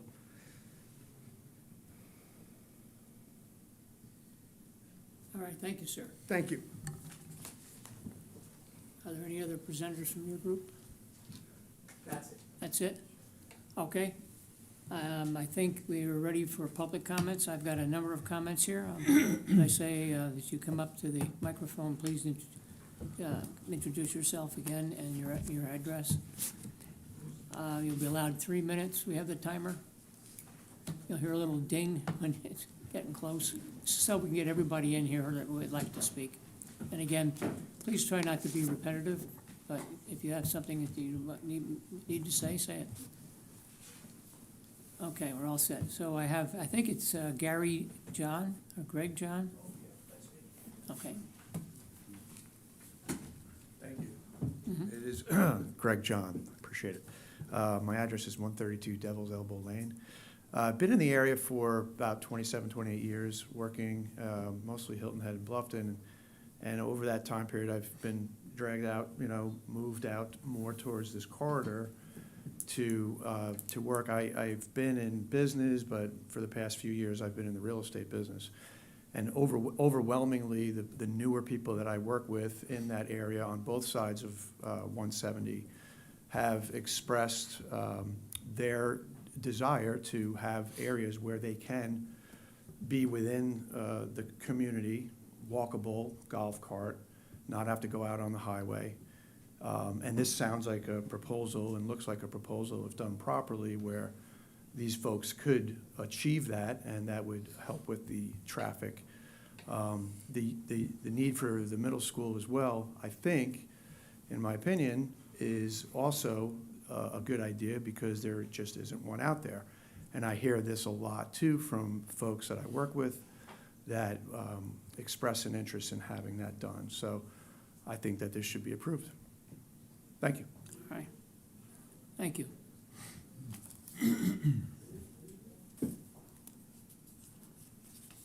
Steve Riley?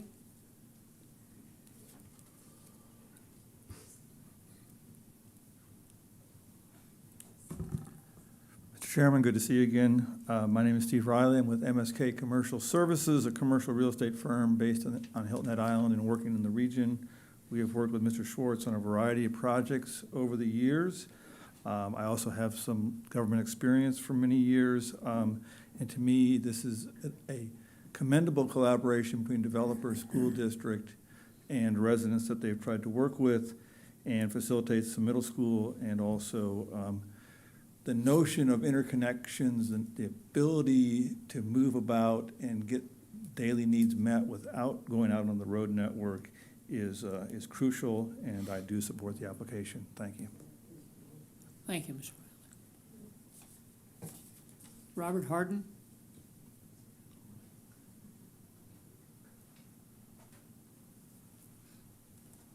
Hey, Robert Harden, 733 Danner Drive, Malin Bluff. So I'm gonna try to be quick here. There seems to be a lot of woulds, coulds, and maybes, and not much confirmation of what is the plan here. I want to support this, but it feels like it's not as baked as a plan that should be at this stage. I want to see a plan that's brought here, that's owned, that's confirmed and fully committed to it without a lot of what ifs with dependencies upon public infrastructure. The tax referendum, which failed, further calls into question, how are we going to approve new developments with a lack of ongoing and needed infrastructure funding? The TIA completed. I do appreciate seeing a refreshed TIA, although when I looked at the dates, the one date besides all the math was November the 12th, Tuesday, which is a shortened work week and school week. Most associations, municipalities prefer to see a full addressable week poured into your numbers and not a shortened week due to the Veterans Day holiday. Traffic's already backing up on 170 as the plan states tonight. Getting ahead of that infrastructure upgrades only is going to further that traffic situation until we can confirm that we're going to be able to do the things to 170 we want to do. So all the improvements within the development, although they sound great and I think would, help traffic with the development of that size, without 170, that's dead in the water. The TIA does make pages of assumptions that have critical contingencies on upgraded infrastructure that the county has no funding or current plans to complete. The school board, although I appreciate Mr. Otting being here tonight, I have been able to find publicly where this has been vetted for that support. I would love to see the public pointed into those documentations to achieve that approval for this development and land swap. That being said, looking at the plot, the 30 acres, although it is on the minimum of what he himself said would be for a middle school, it's cut in half by a wetland. So I'd like to see an explanation of what you're going to do with 30 acres that's basically divided 15 and 15 that shatters the minimums required. Again, I'm definitely not opposed or in favor of this development. Having been a very frequent visitor the past 7 years to this wonderful place during COVID and now a recent resident, I've seen the wonderful growth this county can do. But the lagging infrastructure and soon-to-be full schools that we know we probably should take a step back, pause, put in the full efforts, and ensure the timing and development align as best as possible to see this beautiful county grow smartly. Thank you. Thank you. Thanks. Thank you. Tish DeLoner?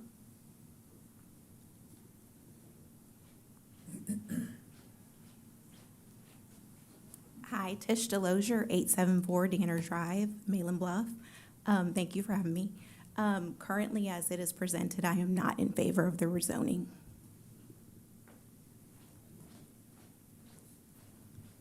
Okay, thank you. Rod Kimball? I'd like to speak to the next subject, not this Oh, okay, I'm sorry. current project. Okay, I guess it didn't specify that. And here's another one, okay.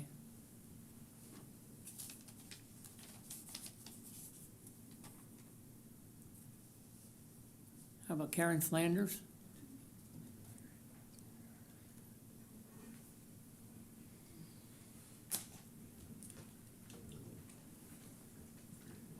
Good evening. My name is Karen Flanders. I live at 265 Malin Bluff. I am a resident of Beaufort County. Infrastructure is the backbone of economic growth.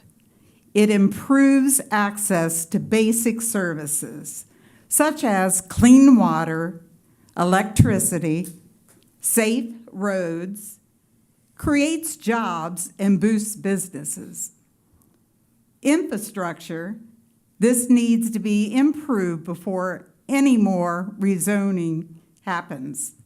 For this reason, I hope you all will choose to say no to this proposal. In closing, a rising tide doesn't raise people who don't have a boat.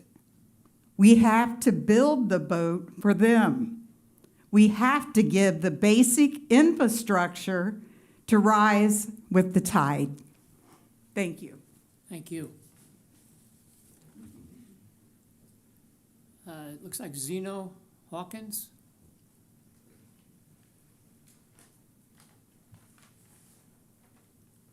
Good evening, Zeno Hawkins, 3 Baynard Peninsula in Hilton Head. It's nice to be here tonight. Thank you all for having us. I am an experienced developer, mainly in Charlotte, North Carolina, and Greenville, and I must say it's nice to not be in the hot seat tonight and to kind of be an observer. I am not involved in this project, but I do have quite a bit of experience in these municipalities that I've mentioned, and I've witnessed and created quite a bit of smart growth communities. And when I speak about this, I feel like I am a person that understands smart growth, and I've seen some good stuff and bad things. So there are about 1,000 homes on the side of the highway that have already been approved. We need to accommodate their needs by approving this commercial village so they can bike, walk, or golf cart to the services for their families and homes. This will reduce the traffic on Highway 170. There aren't any supermarkets for these folks to visit that are convenient. I feel like there's a general need for housing throughout southern Beaufort County. We need higher density housing. I think some apartments or mixed use housing would be great here. And in between the commercial village and schools would be an optimal location for this housing type. We do need the potential new middle school to go here, adjacent to the elementary school. This would be the perfect opportunity and the perfect location for the school. A general observation that we've all talked about tonight is the problem with the school drop-off and the pickup lines that back all the way up to Highway 170. And this, we all know the county didn't pass the tax improvement vote, so this development is the only way to fix the Cherry Point Road issues. A lot of my family lives in the southern part of Hilton Head and in Sea Pines, and they shop eat, go to the movies, and they used to have their kids bike and walk to school. And I feel like this plan would be a similar version to this idyllic vision that the developer has. As the planning commissioners, it seems to be there's some support for this to move forward, and hopefully you can feel the need and approve this community. I'm in support of it. Mr. Schwartz, please find a way to make this Okeetee Village happen. The community will eventually be thankful for you, for your vision, and your creativity for years to come. Thank you. Thank you. Felice Lamarca?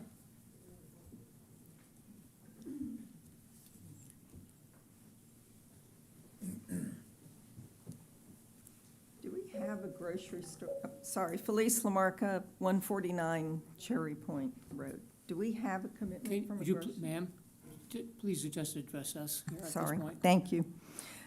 So my question for you guys is, do we have any commitment from the commercial entities that would make our lives better in the Cherry Point neighborhood?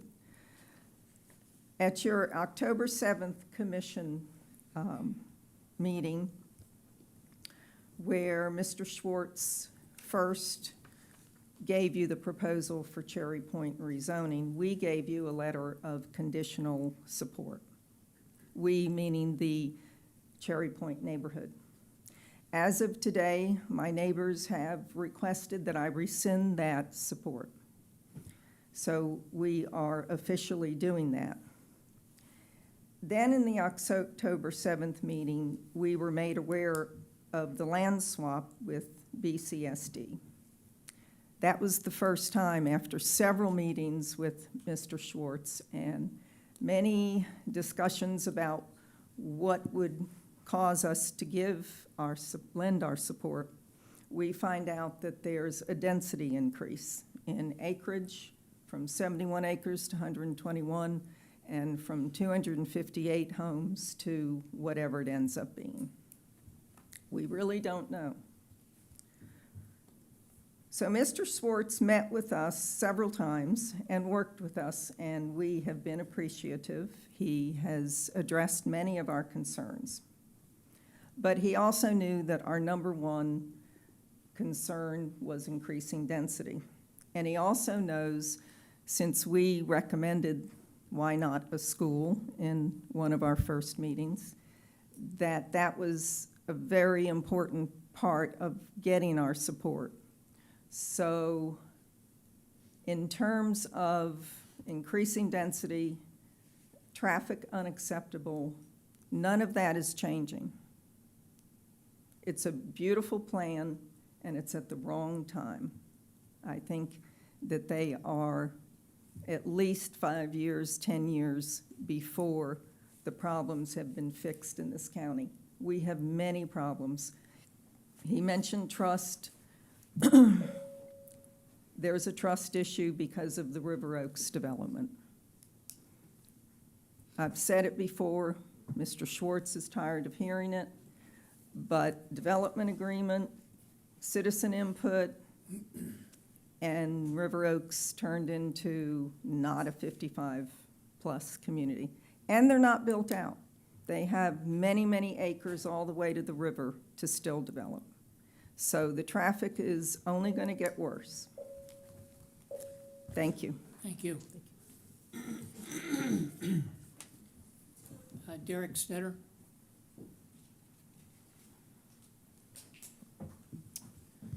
Hello, my name is Derek Stetter. I'm a landscape architect who actually lives in the area. I don't live a half hour away.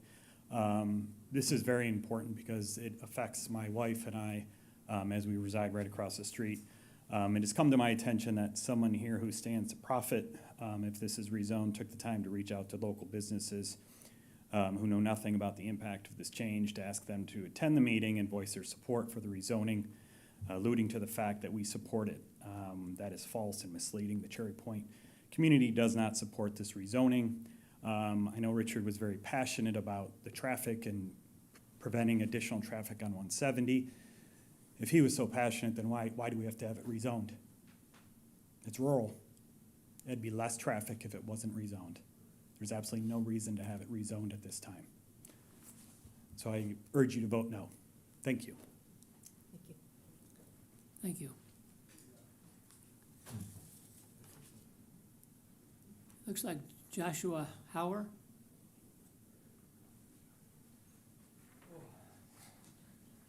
Good evening, Commission. Thank you for your time. Appreciate you hearing me.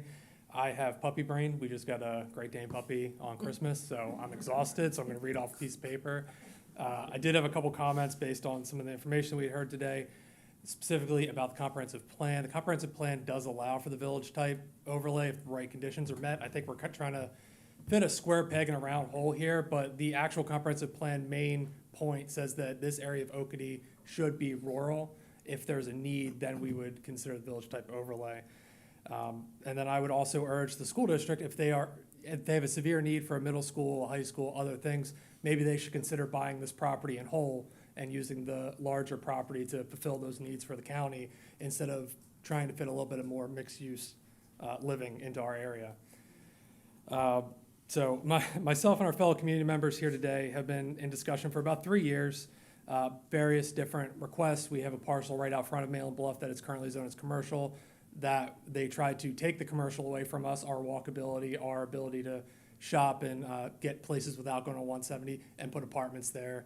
Here we are again, the second year on this Cherry Point plan, which also has a very high density, 258 guaranteed, could be another 90, we just don't know. So just to kind of reiterate what I read online, the Planning Commission advises on ways to overcome problems involving the county, municipalities, and other counties, and to advise the council on planning for conservation of natural resources, preservation of the scenic beauty, the environment, and the lands and waters of the county. I think we are not speaking enough about Jasper County's plans. They have 10,000 plus units going in the Argent project. There is significant development on the other side of 170 that I think is going to do nothing but exacerbate the 170 traffic concerns. So that 3% number is a baseline if nothing else happened. I believe they said there was some consideration on other projects. I'd like to get a little bit more detail on what that consideration was, which projects were considered. So the Cherry Point proposal before you today does not conserve natural resources in any more significant way than the current rural zoning. This village type overlay does not preserve the scenic beauty, and this upzoning does not protect the environment, lands, or waters for the county. In fact, this proposal is a detriment to all of those things over the current rural zoning and is magnified by the impact of surrounding counties, Jasper, for example, and their eagerness to increase density, as we've all seen in the recent times. I would request, on behalf of Malin Bluff, that in addition to all the statements that you've heard tonight from my neighbors and fellow community members, that you also recommend rejection for this proposal. It is unfortunately the opposite of what the county needs at this time. I also agree with Felice's comments that maybe in the future, 5-10 years down the road, this could be a fantastic plan. I think without the 170 improvements, without the water improvements, police improvements, et cetera, it's just not right for this time. Thank you. Thank you. Scott Daniel.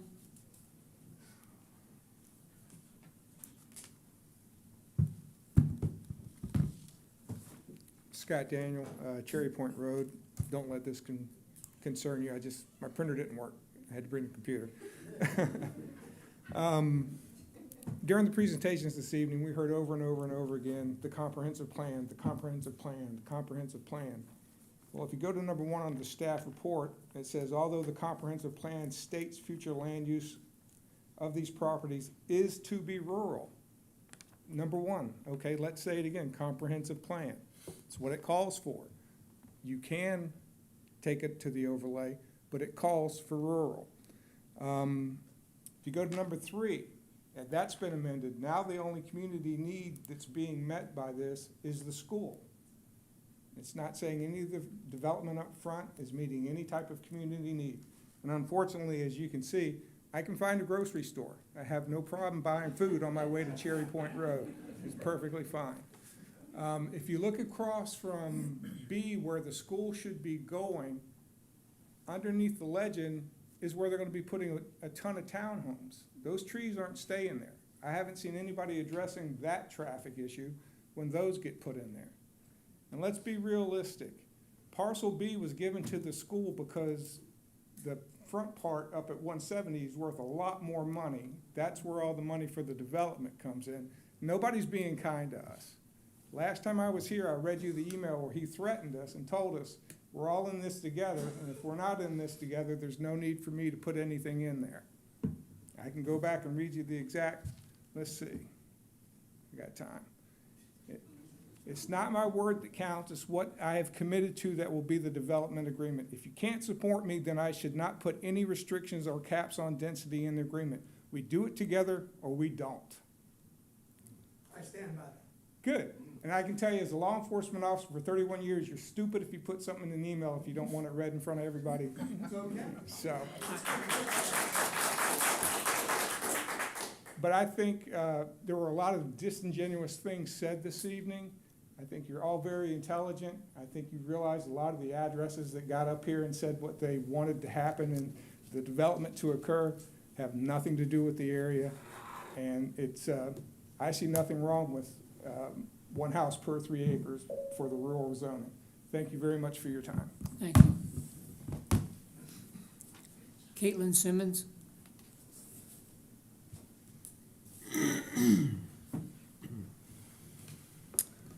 Good evening, Council.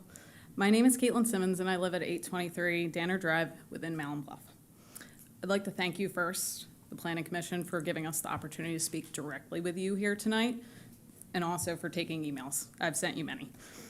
This is the third year in a row where my neighbors and I, many of whom are sitting behind me tonight, have stood in front of the county to voice our concerns over the proposed rezoning of parcels that are directly attached to Mountain Bluff and Cherry Point.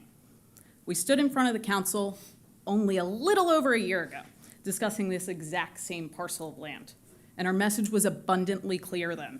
We do not want the county to upzone this area to allow for higher density.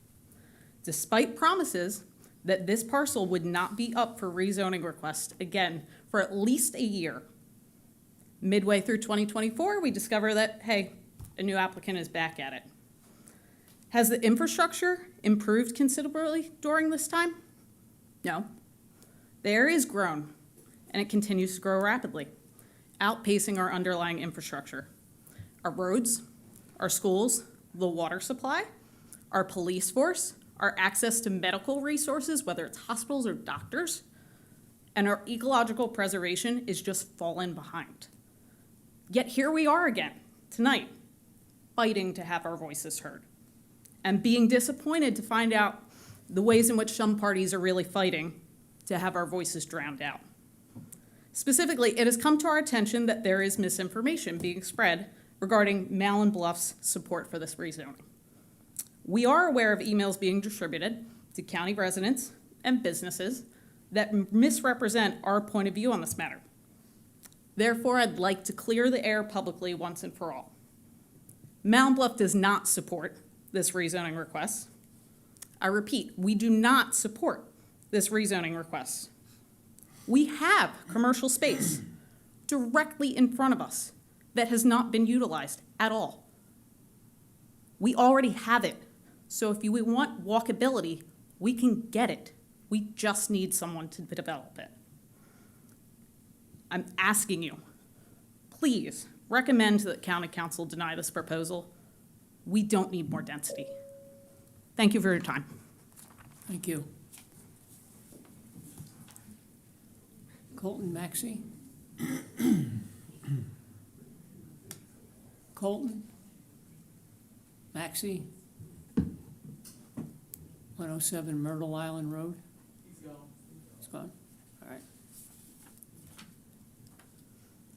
Nikki Maxey? Or Mickey, is it? Yeah. That was my son. Oh, okay. He couldn't sit here any longer. Thank you very much. My name's Nikki Maxey. I'm the owner of Maxey Blackstream Christie's here in the area, real estate. I'd like to commend Mr. Schwartz for an amazing job putting this together over and over, trying to make everybody happy, and I thought he did. But tonight sounds like something didn't. But I think this is a great project. It really helps with Malin Bluff that's saying they're against it, but the minute it's there, they'd all use it. I mean, the golf cart accessibility and all the stuff that walk into the store and everything's great. I live in downtown Bluffton, and I moved out of a gated community to the area downtown, and we love the ability to go downtown, ride and go to the grocery store and go to the restaurants. It's a great thing, and I think this would be a great project. I also represent the sellers of this property and have for several years. Great people, they live in Georgia, they're retired, they're older, and they want to sell the property. They want to retire. So this is a big deal for them too. And they want to make this happen, and I appreciate your time. All right. You got any questions about the sellers or anything? No, that's all right. We just wanted to hear Thank from you. Thank you. With that, that is the end. Do you have any other citizen comments over there? No? All right, and we've completed that portion of it. Rob, did you want to come back and say anything? Did any? Unless you have any questions. No. Anybody have any questions of anybody that's been come forward? Okay, let's bring it up here then, and let's begin a discussion. See how you feel. Don't hold back. I said it a year ago, I think, when we were here, when this was first brought up. It's a great idea, but I think we're just putting it in an area where it doesn't belong. Common sense tells me the traffic is gonna be an issue, it's gonna continue. It's not gonna improve. I mean, it'll go down for a while, but it's only gonna back to the level of service that you're currently at. I think there's issues with Beaufort Jasper water. I think that people are already suffering issues with brown water, and heck, we've been dealing on stormwater with an issue down in the Alljoy neighborhood for 3 to 5 years now to try and get them connected, get them usable water, particularly when it rains. I think we have to look out for the best interests of this community. I appreciate the fact of what Mr. Schwartz is trying to do. I think you're very creative. And I think the other real estate developers here, and even the fellow from Charlotte, so I lived in Charlotte for a while. I think it's great ideas. I just think it's the wrong place in the wrong time, and I agree with staff. I don't think we're looking forward far enough into the future where this is gonna be a good thing. So I cannot support it. Currently, the only benefit I see for it is the school. I'm sorry, I can't hear you. The only benefit that I see out of this right now is the school, is the land for the school. It's the only benefit I see.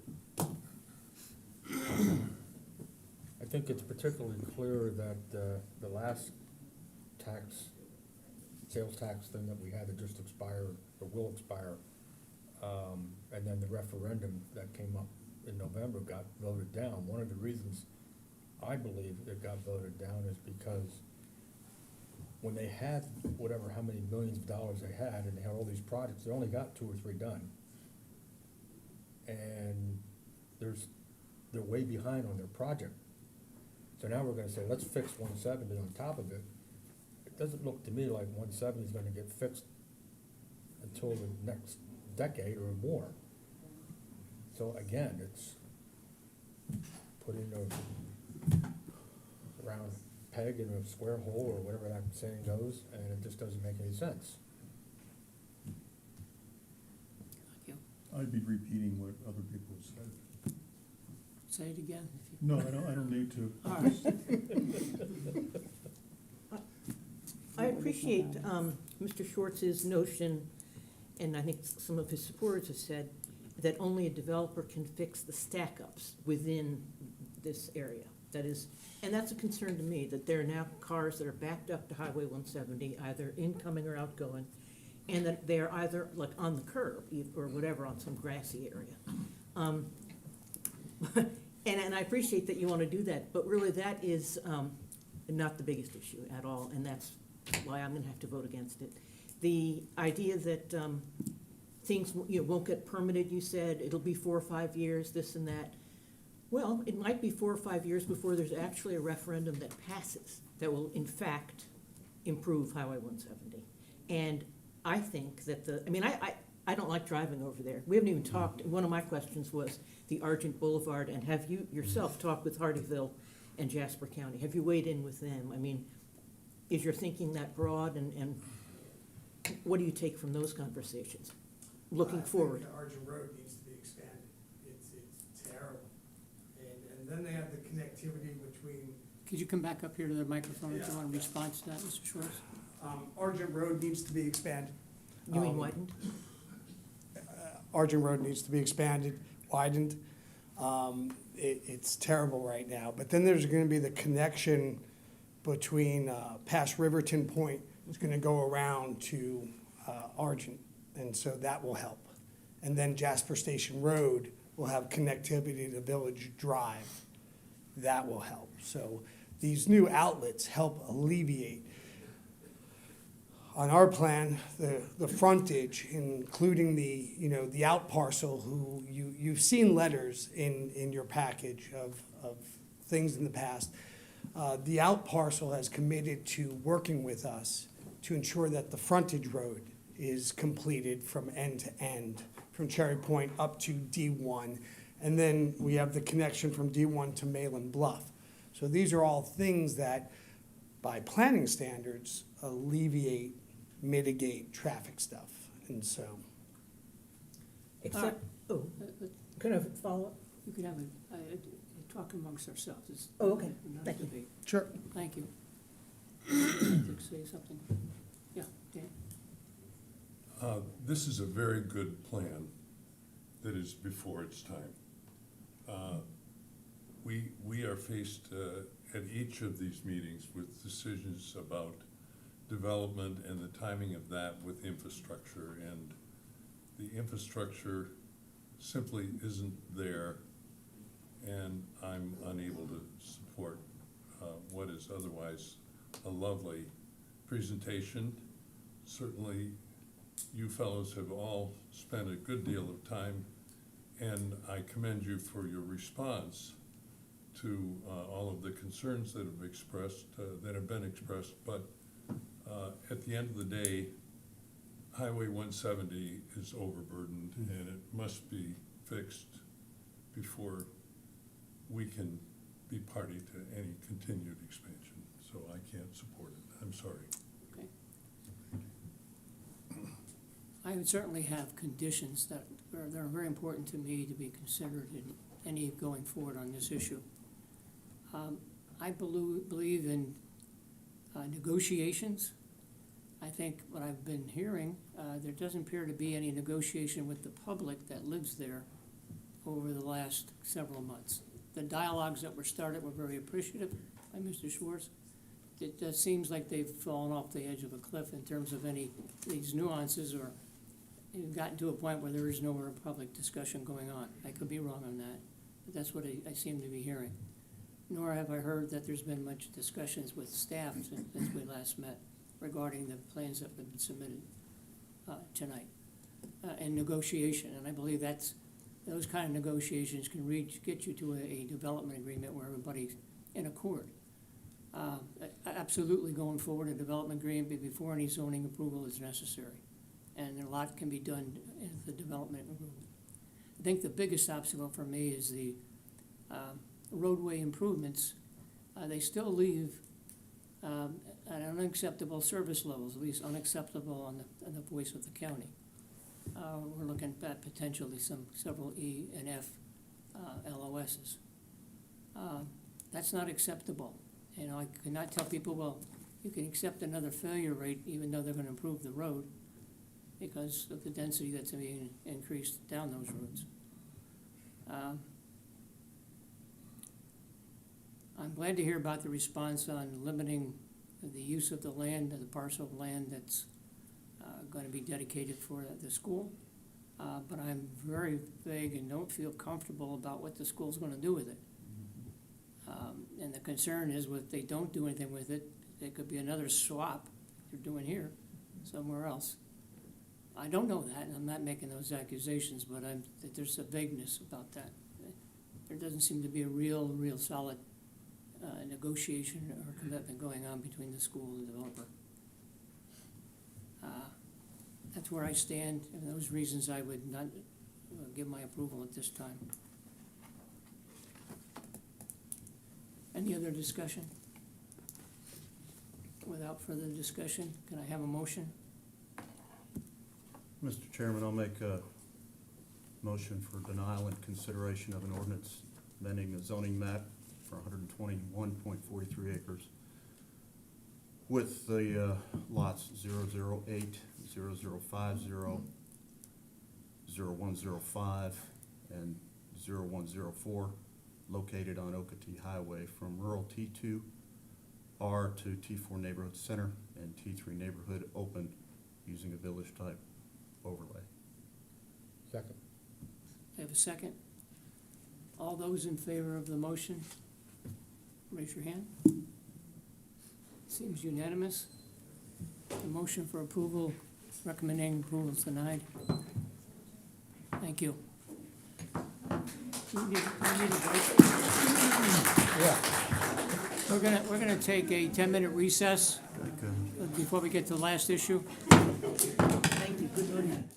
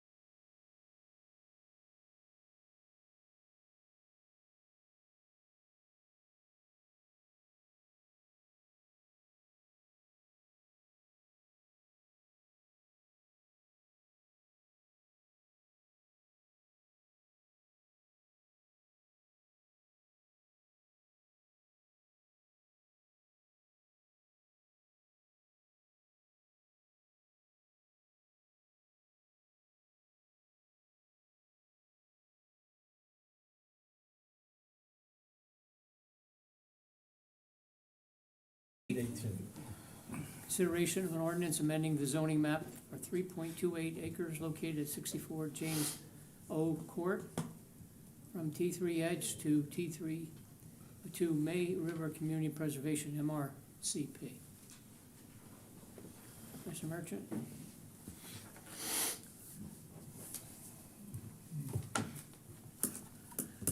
Well, good evening. This item, it's now evening. This zoning amendment application before you consists of a 3.28 acre parcel located on the eastern edge of the Pritchardville community. The Pritchardville community is almost entirely zoned T3 Edge, and that is a district that is almost solely a single-family residential district on large lots. Basically allows single family with a minimum lot size of 75 by 150, single-family residential lot. This particular rezoning is a response to a zoning violation that has occurred. This property is being used as, for animal raising, and that is not a permitted use in that district. And this existing, non-conforming, illegal use, was cited by our code enforcement department, and they gave the owner an option to try to rectify the situation by changing the zoning of the district into a district that would allow agriculture and animal raising. And so, and this map doesn't show it too well, but what they're proposing to do is change the zoning from T3 Edge to May River CP, or May River Community Preservation. That is primarily an agricultural, low-density residential district, and it abuts land that's currently zoned May River CP. It's a large area basically between Pritchardville and the town of Bluffton that's zoned that blue, and this is just adding another parcel to that. It is important to note that directly west of this property is a residential subdivision.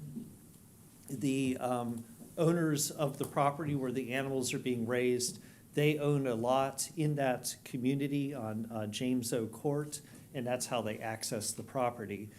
And so when we looked at this change, it really does consist of a downzoning, but it is important to note that agricultural use and animal raising does have an impact on the neighboring single-family residential lots that abut this property.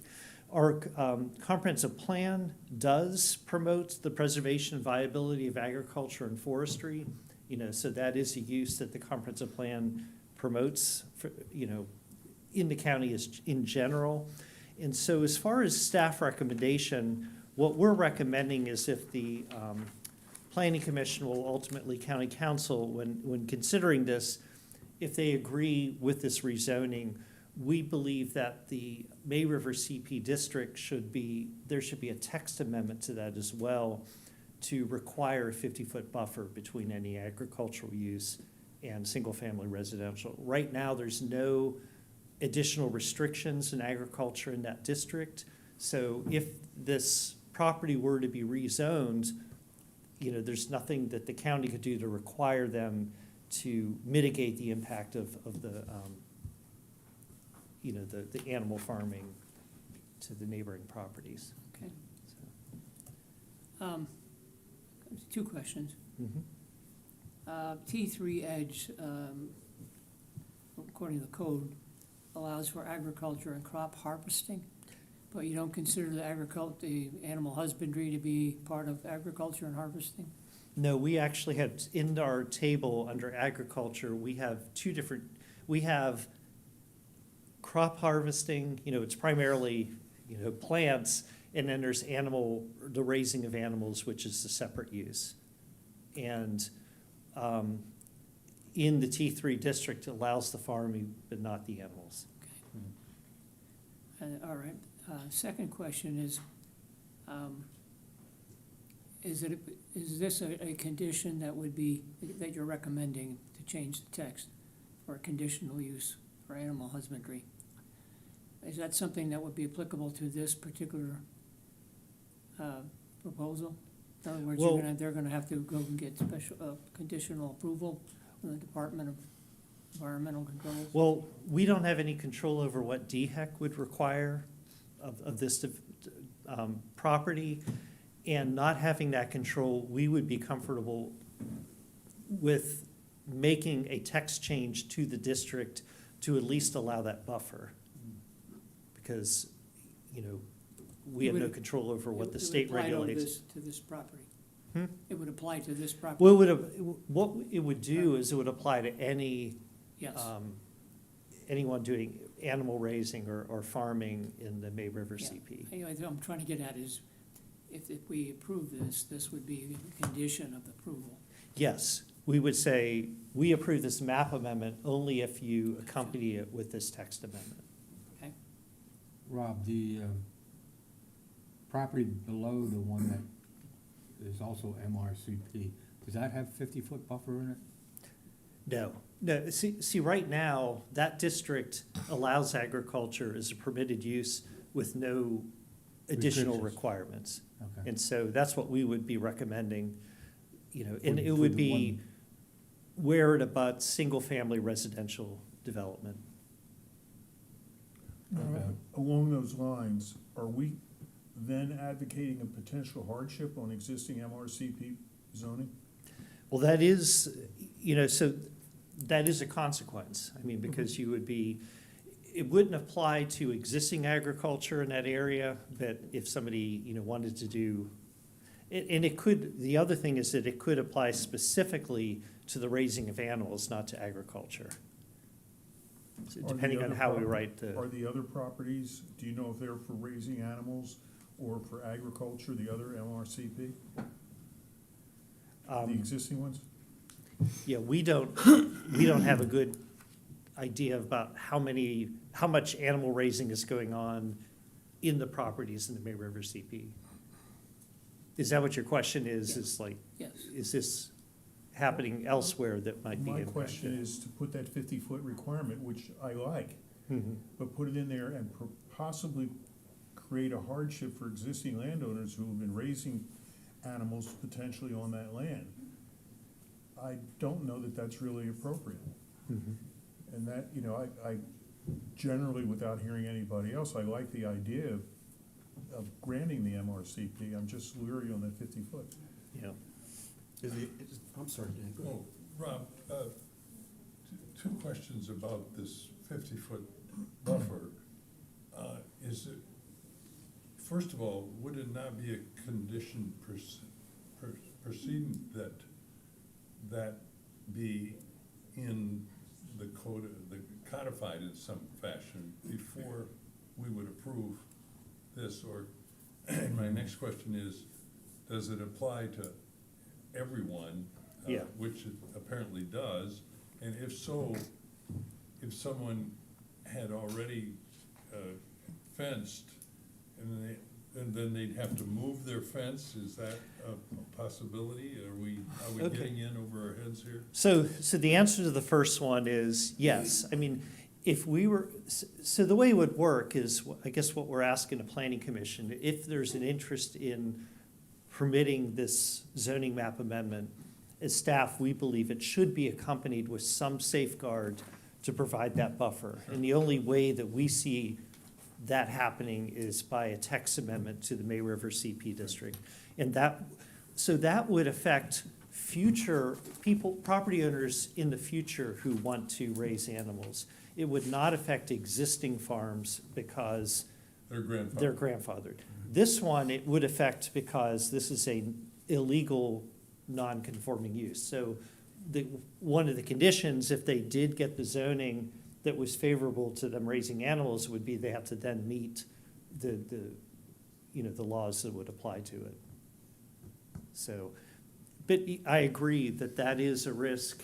You know, it's not gonna affect current property owners, but it is something that is changing for one particular property that could impact other people. So, I mean, I think that that is the risk in making that change, but from the staff standpoint, that's the only way, we can't do conditional zoning, that's the only way we see that, to provide that buffer or some safeguard to protect the neighborhood. And Rob, that's specifically about animal husbandry. I mean, a question that I have, is it pigs, is it horses? Right. I mean, what is the nature of the potential nuisance? And I don't have all the details, but I It wasn't understand on that the there are application. goats and cows and, you know, there are quite a number of animals in the property. Our ordinance, neither ordinance provides much guidance to, but it's definitely enough animals that it's not just somebody with a few pets. You know, and I'm sure that some of the people who are here at the meeting might be able to provide a little more insight, but so if we were to change the text of the May River CP, right now in the May River CP, and it's a different you know, because it's a community preservation area, they have their own definition of agriculture, and it's simply a blanket definition that includes both crop harvesting and animal raising. So my recommendation would be if we were to write in a 50-foot buffer, it would apply to raising of animals, not of the crop harvesting. Do we know how long there have been animals being raised on that property? And has there been any repercussions from the neighborhoods or adjacent properties that have complained, or any stormwater issues? Well, there was a complaint, and because of that, this has become a violation issue. So it's been some years that this has been going on, but it's not, and it's not a permitted use, and so it was not done, you know, with the proper permitting. Rob, it's been my understanding that some of the damage to the May River, fecal coliform and so on, has been caused by animals in the area, Yeah. horses and so on. And I know this property isn't right close to it, but it's near enough where potentially the animal runoff would get into the waters. Is that true? Where the location of this property is? Are there any conditions that would prevent that? Well, and we're restricted at the local level with agriculture. It's pretty much under the purview of DHEC. And so that is you know, but I will say that the other blue properties that are closer to the May River, in the May River CP, allow agriculture. So the approval of this particular zoning change, it's not extending the district closer to the river. It's just, you know, increasing the size of the district overall. Okay. Rob, Yes. is this the first time this issue has come up? First time in the May River CP? No, where animals are raised where they shouldn't have been. Oh, I mean, We raise our children. I think that this is the first time that it is Got it. made its way to the planning commission as a map amendment, as a remedy. But yeah, we deal with these types of issues all the time. Okay. Any other questions? If not, is the applicant here? The applicant is not here? I don't think they're here. Okay, then I guess the only other parties we want to hear from are the public that is here. So I've got 3 people who wish to speak. When we start with Rod Kimball. Good evening, council members. Thank you for staying so late with us. And I've lived there. I live in the Vertier View neighborhood, which is, you see the traffic circle, and the MRCP is the back of my property, right there. All that area is wetlands, and it is headwaters of the May River. Bluffton town came and helped me with my septic system because they had a program where they were doing that for homeowners that had trouble because of the coliform. Now the proposed change area is downslope. So that water goes across 46 and down the other side. And that all goes toward the headwaters of the May River. So, yes, I think it's bad for the oysters, the fish larvae, all that stuff. Agriculture is fine there. It's all wetlands. Pine trees, that's agriculture. But the animals, there's too many. And if you can't mitigate the coliform from those animals, it's just gonna go right in the river. Thank you. Thank you. Excuse me. Kristen, can you move the timer off to the side so we can see the diagram, please? Thank you. Yeah, that was helpful. Which property was yours I live in Verdier View at 58. on the map there? Can you point? It's, see the long diagonal, see that blue Just MCR below the thing? screen is where my house is. There was one lower there. at that point. We're gonna be hitchhiking. What's the matter All with you people? Okay. Okay, all right, that's enough, I can get it. I have a map right here. I've You're got not the tall plat enough. of our neighborhoods. All right. the mouse? Oh, golly. Tracy Baldwin? That's me. You're not. All right, I guess we get the map. If you would like it, my name's Tracy Baldwin. I live at 42 James O Court in Verdier View. I have been contacting the county over multiple years regarding violations that they're allowing in the neighborhood. The property they were informed before the man installed the animals that they were illegally clearing the property. They did nothing about it. Then when he started with a few animals, there's no shelter for them there. There are cows, goats, horses, other farm animals there, which also get loose all the time. There have been Facebook posts, their horses are running across May River Road, their animals are in the neighborhood, and they have dumped dead animals into Verdier View, into our properties. Firstly, the lot that the man owns to access that property through our residential neighborhood is deed restricted, recorded at the county for recreational use for our neighborhood. He should not even own that lot or be using it for access. There is no, it says right in our recorded restrictions that are recorded in the county that properties are not to be used for that they are supposed to be used for single-family dwellings. The blue area behind the proposed blue area, that wraps down, we're right by Palmetto Bluff. So there is no agriculture or anything. That's all preserved by the Palmetto Bluff Preserve, that area on the map. Right in front of it, the longer one, I only have a couple, I didn't know if anybody wanted to see.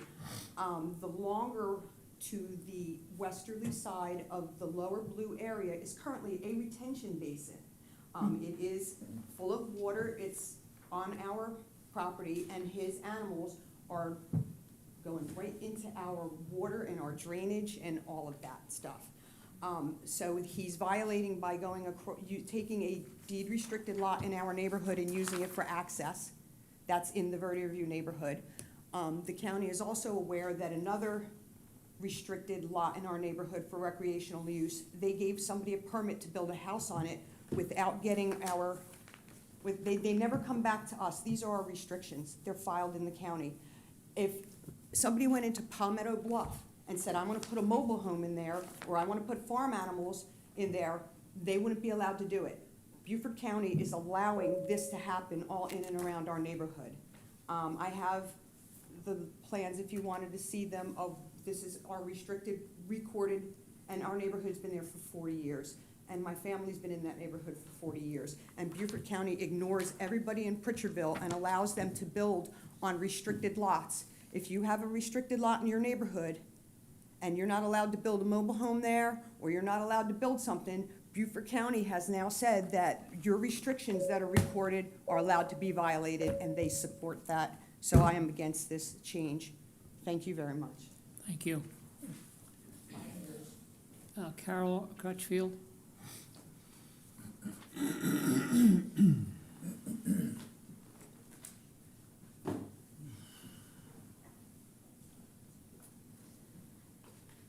Hello, Carol Crutchfield. I live at 4 King George Road, which is sort of in the front part of this neighborhood. I actually hadn't come to talk about this, but after hearing, I want to talk about it. So, a couple little history facts. I've been in the neighborhood since January of 1989, so I've been there a long time. Have to agree, lots of things happen in Pritchardville, and everybody allows it. One of the things about this neighborhood is the developer died and did not turn over the roads to anyone. No one owns the roads. This has been brought to the county's attention. Still, no one owns the roads. What does that mean? Nobody fixes the roads. So this man who now has the animals is coming through the neighborhood with whatever equipment he has, including moving his mobile home in, disrupting the entire road without approval. Right. Anyway, okay, so there's that. There is no HOA, unfortunately. We may have to start one. So, right, we'll have to start it back up. Anyway, back to you all. I know, there is no HOA though, just want to let you know that. Yes, it is in the headwaters of Stony Creek, which feeds directly into the May River. So there certainly is concern there. There's certainly stormwater control issues in that neighborhood, again, because no one maintains the roads. There is no system for drainage. And then, again, his only access is through the neighborhood, and he's having all these animals eventually. How are they getting there? Well, I imagine they're coming through our neighborhood. I don't know. I haven't seen it. I'm usually at work, so this stuff happens during the daytime. I'm not in support of this. And if you do decide to approve it, and I'm hoping that you don't, the 50-foot buffer would be great benefit, because nothing's going to prevent him right now from having cows in his front yard, which is in a residential neighborhood. That's not what should be happening. So please, pay attention to us little people in Pritchardville, which is now growing, and help us out here. Thanks. Thank you. Anybody else? No? All right, I guess we come up here to the dais and comments, questions? Are we able to discuss this now? We can discuss amongst ourselves, yes. I wish all of our decisions were as easy as this one. It would be one thing if the petitioner cared enough to even come to this meeting, much less come before and not after the fact. I'm offended on so many levels, and I would like to vote no and go home. Other comments? I agree with you. He's been violating code for quite a while now, evidently. It's a fecal coliform issue. And he didn't come here to even talk to us, so I say leave it alone and deny the application. And notify the zoning folks to make Yes. regular trips out there. Yes. Until he complies. Yeah, well, my concern is that if we were, even with the good conditions that Rob put in or the staff put in, if we vote yes, we're just enabling his bad behavior. Right. Exactly. I mean, that's a big issue for me, and I was gonna ask the question that Ed did about the fecal coliform. Yeah. That's huge. And even the folks who are here, the Malin Bluff, Cherry Point, I mean, they've brought this up in their community, which is not at the headwaters, although the May River there is contaminated. But- So I think it's for environmental reasons, if for nothing else. Yes. Any other comments? Yeah, I just echo what you've said. There's been a lot of attention paid to what's going on with the May River, And all that attention and all the dollars have been spent, it doesn't seem to have made much of a dent. In fact, there have been studies that demonstrate the fecal coliform in the May River has increased over the past decade or so.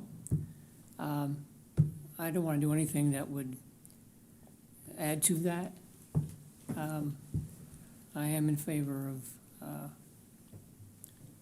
the environment being protected and the headwaters being protected. That's why people come down here to enjoy that, and we don't want to destroy it. I do have one question. She mentioned that the roads aren't owned by anybody, therefore there's no drainage. So there's stormwater issues there. Is there any way we can address that situation? Well, that would be in our recommendation. I guess we can make a condition of our non-approval or approval, whichever way we want to do. If you wanted to bring that up, so at least the county is aware of what our concern is. I think an additional concern, assuming the accuracy, is these people just moving on to the properties and moving on mobile homes or whatever that are restricted properties. That this has to be expressed too, because, you know, if we have rules, they have to be enforced. And so I'm very concerned about that aspect, that somebody is not enforcing the rules. And Okay. so but that's another thing that's other than this, and if appropriate, may I move to deny the. Recommend denial. I moved recommend denial of an ordinance amending the zoning map for 3.28 acres located 64 James O. Court, and then all the numbers and the rest of the stuff there. I mean, to repeat it when it's right here. Second. You have to repeat it. You have to, okay, excuse me, parenthetically, R 600 space 036 space 000 space 0022 space 4 zeros, end of parentheses, from T3 edge, parentheses T3E, end of parentheses, to May River Community Preservation, parentheses MRCP, end parentheses. Before we get a second on that, did you want to add any conditions to that? Several of you mentioned conditions about restricted, the protection of the restricted covenants. You mentioned roadways, Yeah. infrastructure. Did you Would want? that be proper for this motion, because this thing has nothing on there about that? I would think that's a separate recommendation we should make. I would too. I think you attach the recommendation to the motion. That's the only way it'll even go forward. Am I correct? No, the county will hear it, and I guess it'll be in the minutes that we mentioned it. But, you know, we're not gonna, you don't need to take a vote on that, I guess, is what we're saying. It's just the conditions that were mentioned. Okay. We're fine. Okay. Do I have a second? Second. Oh, you got it. Okay. All those in favor of the motion?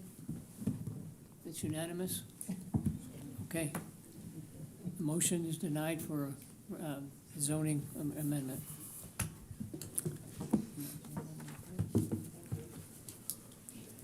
Thank you, I think. We're getting a little bit lofty here. I'm trying to figure out what's next. Chairman of the board. All right.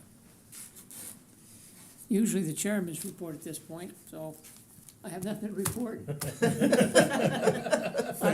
I'm as exhausted as y'all. All right, is there anything else you want to discuss? All Move right. to adjourn. Well, without objection, the meeting is adjourned.